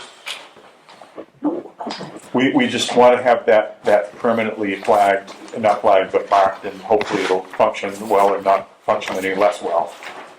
Sure, great. Progress all around. We had a motion on the floor. Yep. And a second? Yep. Any further discussion? Hearing none, all in favor, please say aye. Aye. Opposed? Abstaining? 3-0-0. 400. 4-0-0, yeah. Sorry. I'll try to do that. The progress has been made already on one of those points, so thank you. And thank you, John. The paperwork will be forthcoming. Thank you. This is some of that paperwork. We're working on the paperwork now. It's not edited yet. Fire station. You're welcome.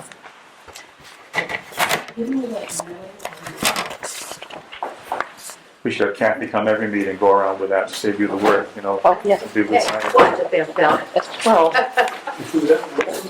Such helpful people, we don't want to burden them, I'm sorry.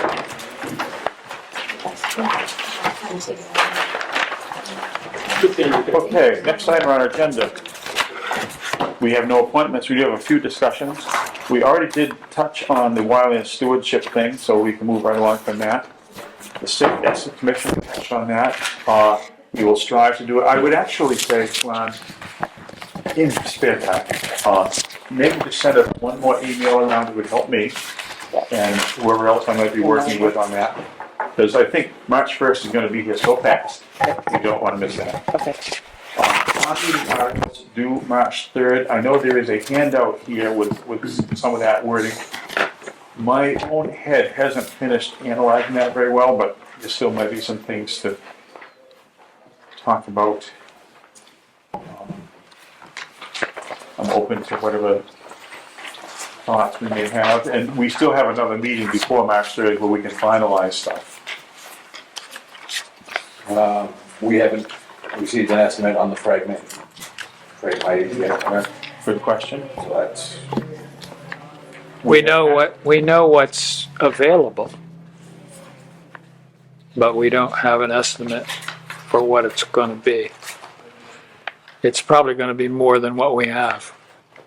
In which case, there could be a request of town meeting, but it would be actually a request by the Camp Kawani Committee. Am I right? Because it's their property. Well, Smitty's bog is our property. No, this is not a Smitty's Bog, though, is it?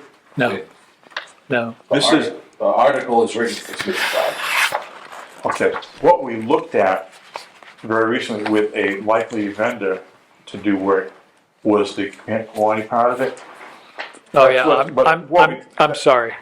Yeah, he's correct. I wrote it out for the possibility that we would ask money for the Smitty's box. Okay. We have money for Camp Kawani. yeah. We don't know that it's enough, but we'll cross that bridge when we come to it. But the vendor is supposed to give us two estimates. Thank you. One for the money we have and one for Smitty's box. Yeah, the money we have, the Kawani, Since and also our, the two Phragmites beds abut. So yeah, we don't want those two groups to meet. I'm working on the notice of intent that the Recreation Commission would have to sign off on for Camp Kawani.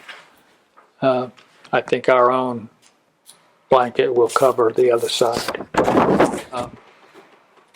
I'll look into that further, but we're not ready to do anything with that yet. No. Do we have a guess when that estimate will be back? Not yet. I haven't heard back from Colin, the guy that we met out there yet. One good thing about it is this gentleman who was there, he and several other people who are part of this firm, they're based in Upton now, they're not all that far away. They are a spin-off. They're people who voluntarily separated themselves from Solitude Lake Management, which is a much wider East Coast type thing. They just wanted to be able to do business on their own in their own New England area, which is kind of music to our ears.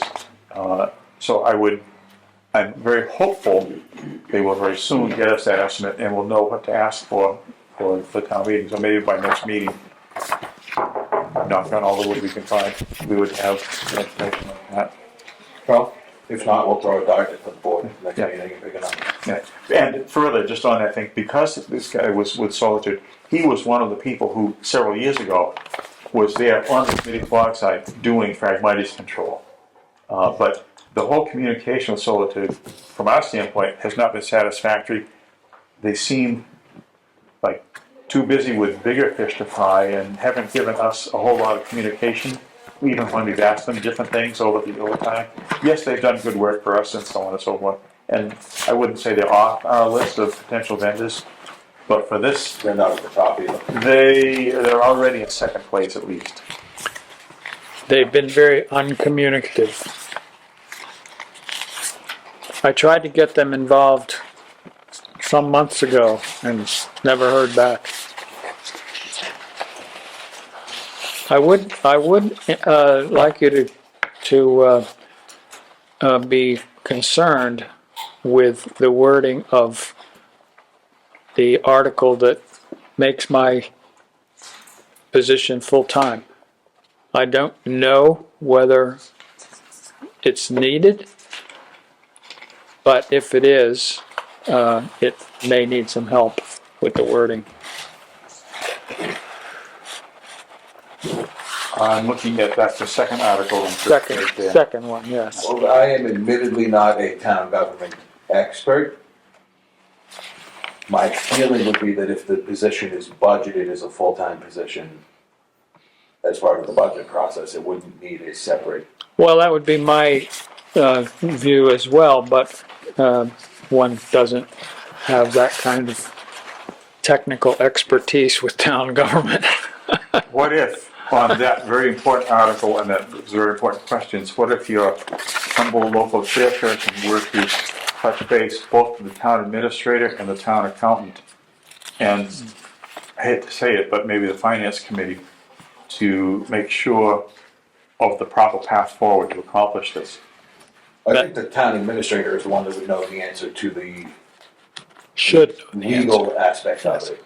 Should know the answer. The financial committee would need to vote in favor of the budget. Right, maybe we just blend in with the woods, the weeds in the woods on that. What helps us is that not that many years ago, as we've already said at town meeting, the position was full-time. It's the last department head position to recover from whatever we had, the Civil War or whatever, back in the decade ago. And town meeting had made it clear they wanted to be full-time. We wanted to make it clear again through the voting of the budget article. But I will touch base with the town administrator. How's that for a starting point? I like it. You'll see, Todd. We already talked about the invasive thing. The Hanson Conservation Fund, we've done a little spending. Last fall, we against all odds, replenished it, so it went from essentially zero to something like 40,000, right? I'm seeing that. Yeah, as you review these, you need to keep in mind what you actually think the people will vote for in May. It may be premature to even think about funding. Well, I would suggest that it is, Conservation because we haven't spent enough money to justify. And on that very theme, separate from any discussion of budget, of town meeting articles, I would suggest, it's still kind of early in this year, I think for whether we look at it in terms of a fiscal year, which might make more sense, or a seasonal year, maybe both, look at what we have, look at the projects we've got going on, look at where we think we'll need to plan and do some spending, either to supplement CPC or to buy stuff for trails or supplement a grant from any source, and basically create a spending plan for our year. Well, And then we'll know how quickly or what direction that 40,000 would be going. I put together a report at the end of last year, it's not with those kind of numbers in it. So like a spreadsheet, was it? Well, it was, No, it was closer to like a book report, and he blew through, I think, like 28 or 30 of the 40,000 pretty quick. In other words, the plan. And that was before we spent 7,000 and change on the conservation restriction we got sandbagged with. Yeah. So we have that, I can go find it again if we don't have it available. I'll sort of try to look at the staff and say, I wonder what tool would be easiest for us to take the good work that Dave and everyone has done and make it something that's, among other places, can be lives on our town computers or can be shared there, such that it looks like we're a nice functional little department that just has a spending plan like the others. We don't spend anything like the big You departments think do. the others have spending plans? I would hope that the school department does and the highway department. Well, we'll look like. They've got a snow plowing budget somewhere. I don't think it's in their heads, but I mean, yeah, they've got a snow plowing line item, but they also continue to plow if they run out of it. yeah. Well, moving right along. That's not a great They have comparison. equipment to maintain. They things just, we don't have heavy equipment or capital stuff or this and that, but just for our projects, because heaven knows for a few volunteers and a couple of very qualified but overworked people here, we got quite a lot of projects going on, and we just need to ride herd on them. If some are higher priority than others, they get to live on Dave's list like he's already done. Others, they may wait till the end of the year or next fiscal year. But the point is to see for ourselves and be able to explain to anyone else how quickly and for what reasons we'd be burning through that $40,000. Because just like we did last year, we showed them what we did with the money. We gave them this courtesy day, this nice little handout, and it got rave reviews and it did the job and it worked. And I think we should, whether it's that fancy or something a little simpler, we'd be able to do that first for ourselves and anyone who comes knocking at the door. So I think you're right. I think that's very helpful, and what Dave has done so far has certainly helped us. What I think Frank's point that we need to keep in mind of what's actually feasible. If we're gonna go in front of them for a 5-figure number for Phragmites at Smitty's Bog, we're gonna go with a CPC article for a touch under $5,000.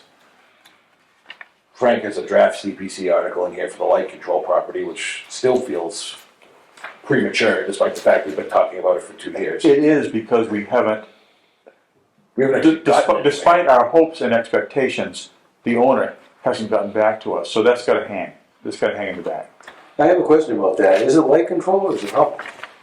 It's Hubble, because what happened is Hubble bought light control. Right, but it says light control in this. That's because it's old language. We use that language so people would understand what we're talking about. Where it is. But interestingly, when Hubble moved that whole operation from Hawks Avenue down to Plimpton, and they essentially abandoned the property, since then, I think the people down in Plimpton are now out from under Hubble. I think they might be light controlled again, but the land here in Hanson, the 45-acre piece that we're talking about, I think is still Hubble, and they have a real estate manager who isn't getting back to us. But yeah, good question. And so I think it should say Hubble here. We can certainly line that up. Parentheses. Yeah. So people Sort of like, know who we're sort talking of like It also says Sharon Clemens. 4 acres. Where I'm looking for the number. Second sentence, second line. It says, I don't see an acreage there. Yes, required it's 4x acres. Oh, 4X acres. Right. It's 45 is the number. I think that X is a placeholder.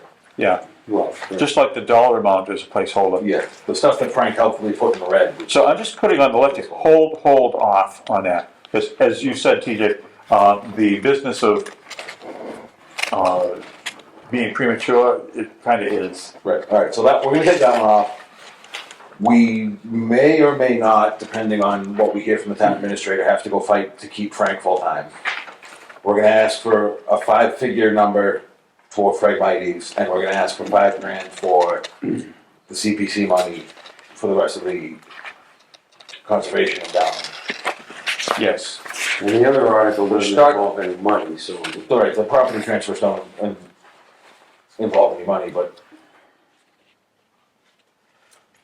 I think we're starting to ask for a lot of numbers at once. Yes. If we try to replenish the Yeah. conservation. Right. I think between now and next meeting, we'll revamp these things and maybe take a couple out of there and just have it be more true to life and less complex and shorter. Good discussion, appreciate that. Property management, Tell you a few quick things. a few quick things, No sure. real problems. Talked to Dan Dell, he was going up to Bonnie Hill to give, I told him, don't bother giving us a bid, but just give us some thoughts. Yes. Recommendations. So he's going to do that. He told me to figure $6,000 to clear those 2 meadows. When you But he say, he recommends that we just have Johnson do it direct instead of going through him. yeah. Okay, and that, He based that on the fact that machine gets $2,000 a day. okay, I think that goes under the heading of something that is in or ought to be in our conservation fund spending plan. Yeah, well, it actually already is. Okay, that's good. But anyway, this is just an update on that. Gentleman in the back, yes, your hand is up? Are those meadows ours? Yes. Are they within the portion that we're given the conservation? Yes. Okay. There were actually 3 meadows. The northern one is divided by a double stone wall on low thought, so we think of that as sort of two meadows that are right next to each other. I don't know, Frank, Dave, if that was part of the thing, two and two? Well, I asked him about the two at the end of the trail, Okay, good, not that other one by the horse. okay. Well, if it's $2,000, It's 2,000 a day. He figured it would take about 3 days to do it. well, as Dan Dell recommended, I think that's what we should try to get firmed up, so that for our own planning, our own spending, Yeah, well, he recommended we go to Johnson direct, but he, and like really, really soon, or else we gotta wait till fall, because you're not gonna do it in June. Would you have time to call Johnson yeah, tomorrow? I'll get a hold of Johnson. Let's do that. So there's that. The only other thing is I have a work party date, February 25th, to do that work at Poor Meadow. Just a FYI. We had a $1,500 budget on it. I've already got, I found the source thanks to TJ's recommendation for anchors instead of the pipe. So this is the Bog Bridge work? Yeah. So I ordered a quantity of rebar, it's pre-bent, and I ordered a bunch of different lengths. If you order it in some quantity, it's cheap. Saturday the 25th. So I have the rebar, and I can do 5 or 6 bog bridges, the 3 stream crossings, and the 16-foot bridge down here for under $1,500. And I walked Poor Meadow the other day, now that it's somewhat drier. Yeah. And we can do 5 or 6 of them in there, and it'll be okay until it gets real wet. So that's the priority. Right. Okay. And that's probably all we budgeted, because when That we is. talked about how much to spend, well, let's Right. call off So, there. and so that turns out to be enough to take care of the places that stay wet all the time. Yeah, good. And it still leaves enough to put a 16-foot bridge over there at the town forest. Good. I'm not going to do that the same day, though. No. But Thanks, anyway, Phil. the 25th, I should be able to get them all done. I think Chris and I might go down a little sooner and put the early stuff in, and then I'll pre-cut it. Is Green Hanson part of your? Yeah, Mary Ann and Becker. And some crew. They're going to help us. Ed's going to help. Ed and the Boy Scouts going to help. Good. And Mary Ann said she could get some more help, but we don't need more help. That's enough. Yeah, just, and Right.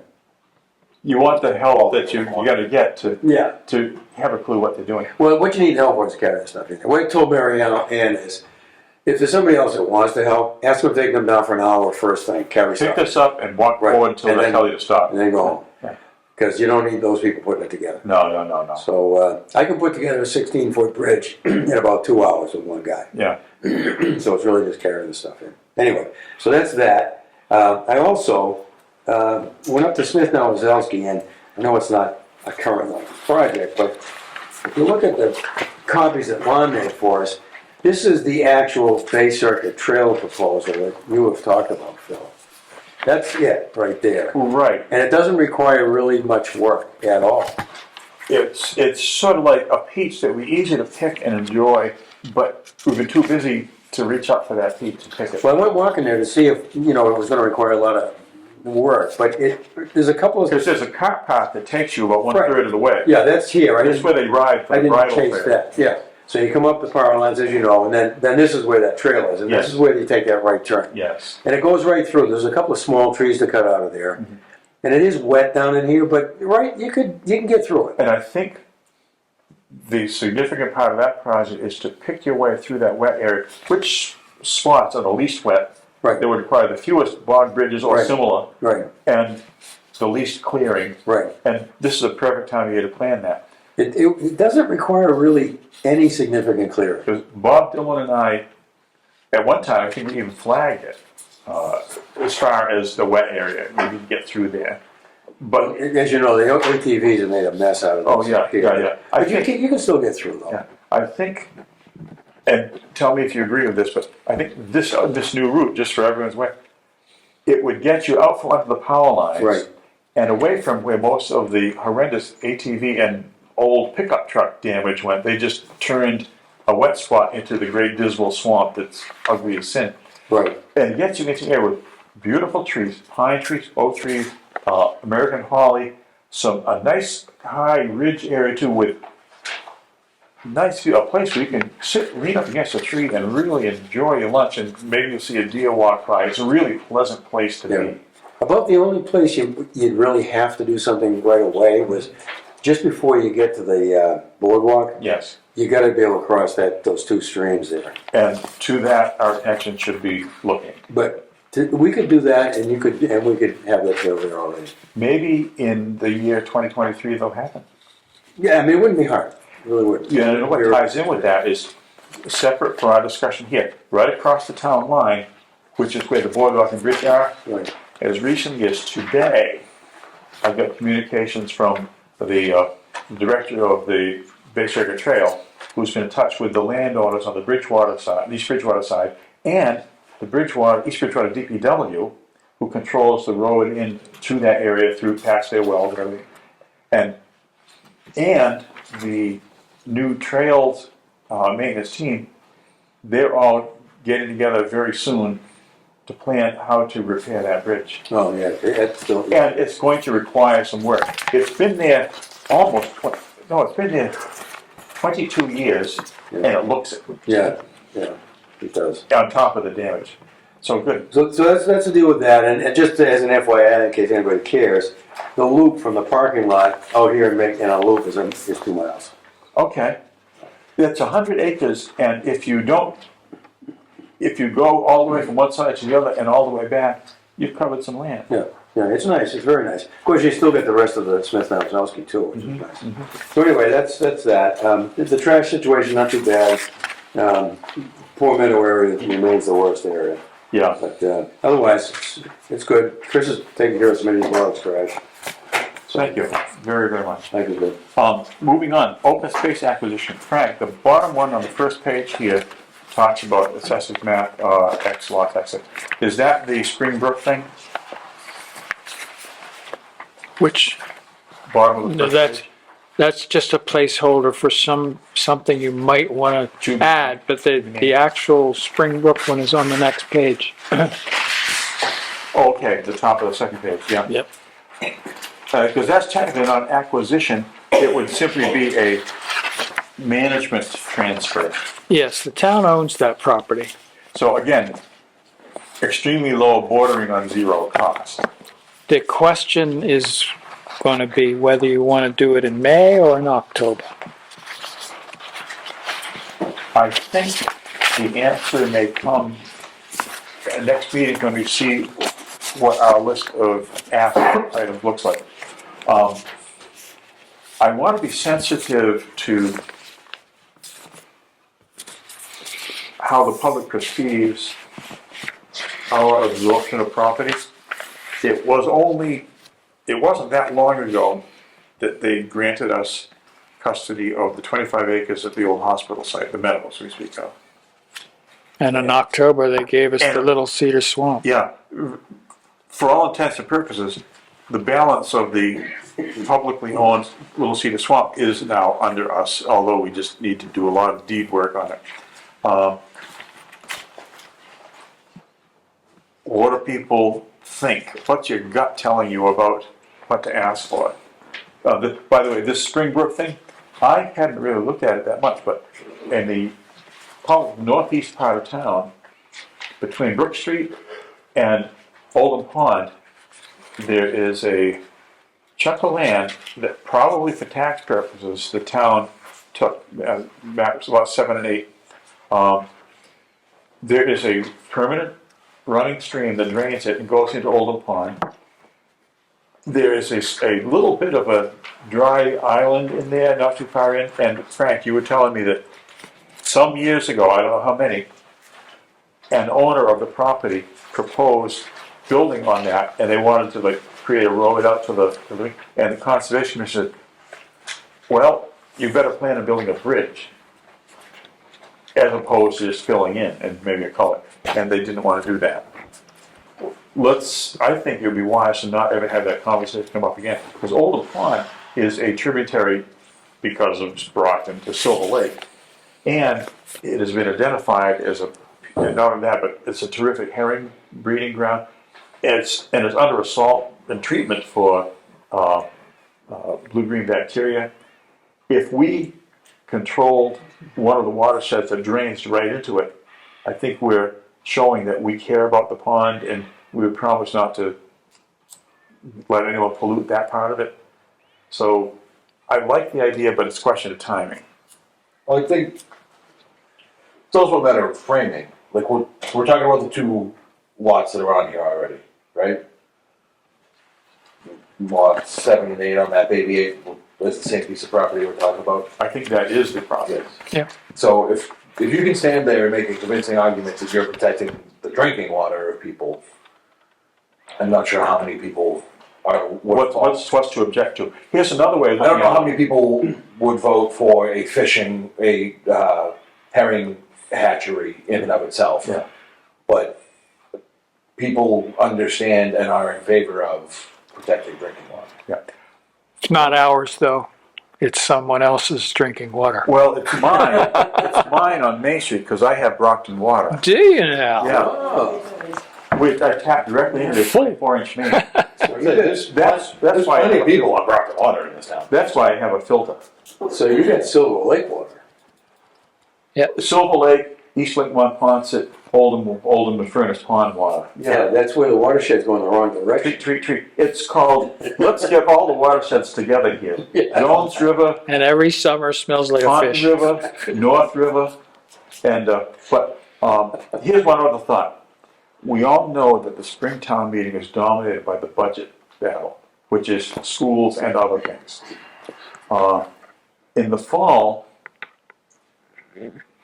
not that it's easy, and sometimes it's also pretty busy and difficult, there seems to be a little more headspace for thinking about other things. But there's no money involved in these. Okay? I was actually going to make the argument that if anything, I think people are going to be less likely to dig into it if we put it in there. Right. Yeah, I agree. They're going to read this description that says it's part of the recharge area for the new well off Old Pine Drive and protects headwaters. No. Oh, actually, you know something? I think it was. I hope I'm not reading this wrong. I don't think this has got anything to do with Old Pine Drive. It's got everything to do with Oldham Pond. I don't know. We haven't gotten yet The maps. a zone 2 for Old Pond Drive, but Okay. my instinct is that it's going to include this area.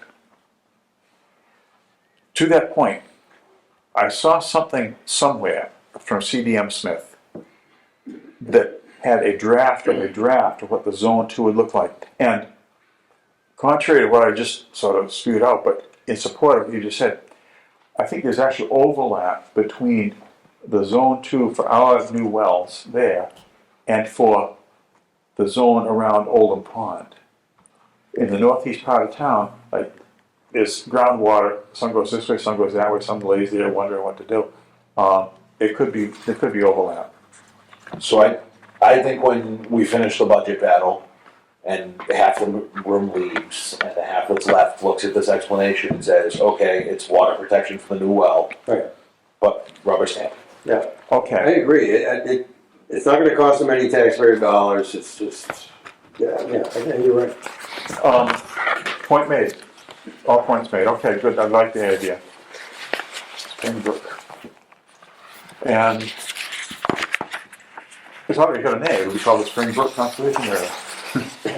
Yes, that's what it is. I don't have anything else, and except signing invoices, right? That's what our agenda says? Yep.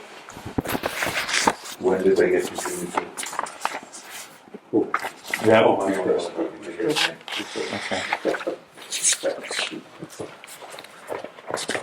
We operate in obscurity 99% of the time. It was a goddamn bus terminal in the lobby tonight, as I'm trying to at least eavesdrop on you all. Yeah, we put a bit of noise out there earlier. One comment. Listening. Last meeting, you, TJ, raised a question about deeds in general. Yeah. Deeds in general, yeah. Deeds in general. I've been looking at that issue, going back over the old work that's been done. Laurie Muncy looked at it in the teens, I looked at it in the O's. I've gone back over it. It's about half and half. Some of our properties have deeds, and some of them don't. Half of them don't. And some of the big ones don't. And, Half of them don't have and of course, the ones, filed conservation deeds. That's all Right. recorded. of course, the ones that are closest to us in time don't have any, because we haven't had any action by town council for the ones that have been voted in the last 3 years. Recently, yes. Seems to be a fairly common thing. Sleeper, Bonnie Hill, the fields, hospital fields. Lack of action on the Uh, council. I think they make it more work than we ever would have expected them. Yeah. Little Cedar Swamp has no Yeah. deeds. So we know that those are recent.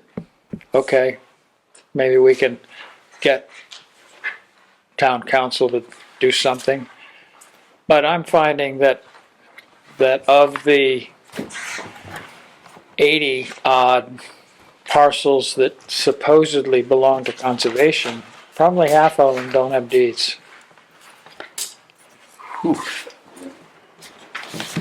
That is, deeds that say conservation has care and custody of these properties. Deeds that would invoke every shred of protection Right. that exists for conservation land. Right.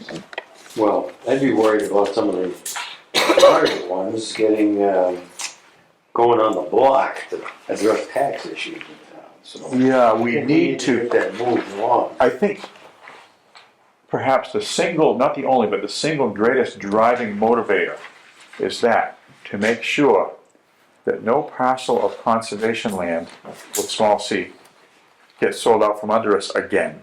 Yes, it's happened before. Eight of them in the past have been sold out.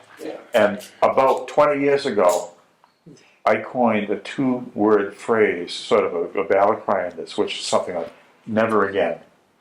And that's what we're trying to achieve. Right. Thank you, Frank, for that ongoing work and the appropriate attention to it, because it isn't just acquisition, it's hanging on to it. Yes.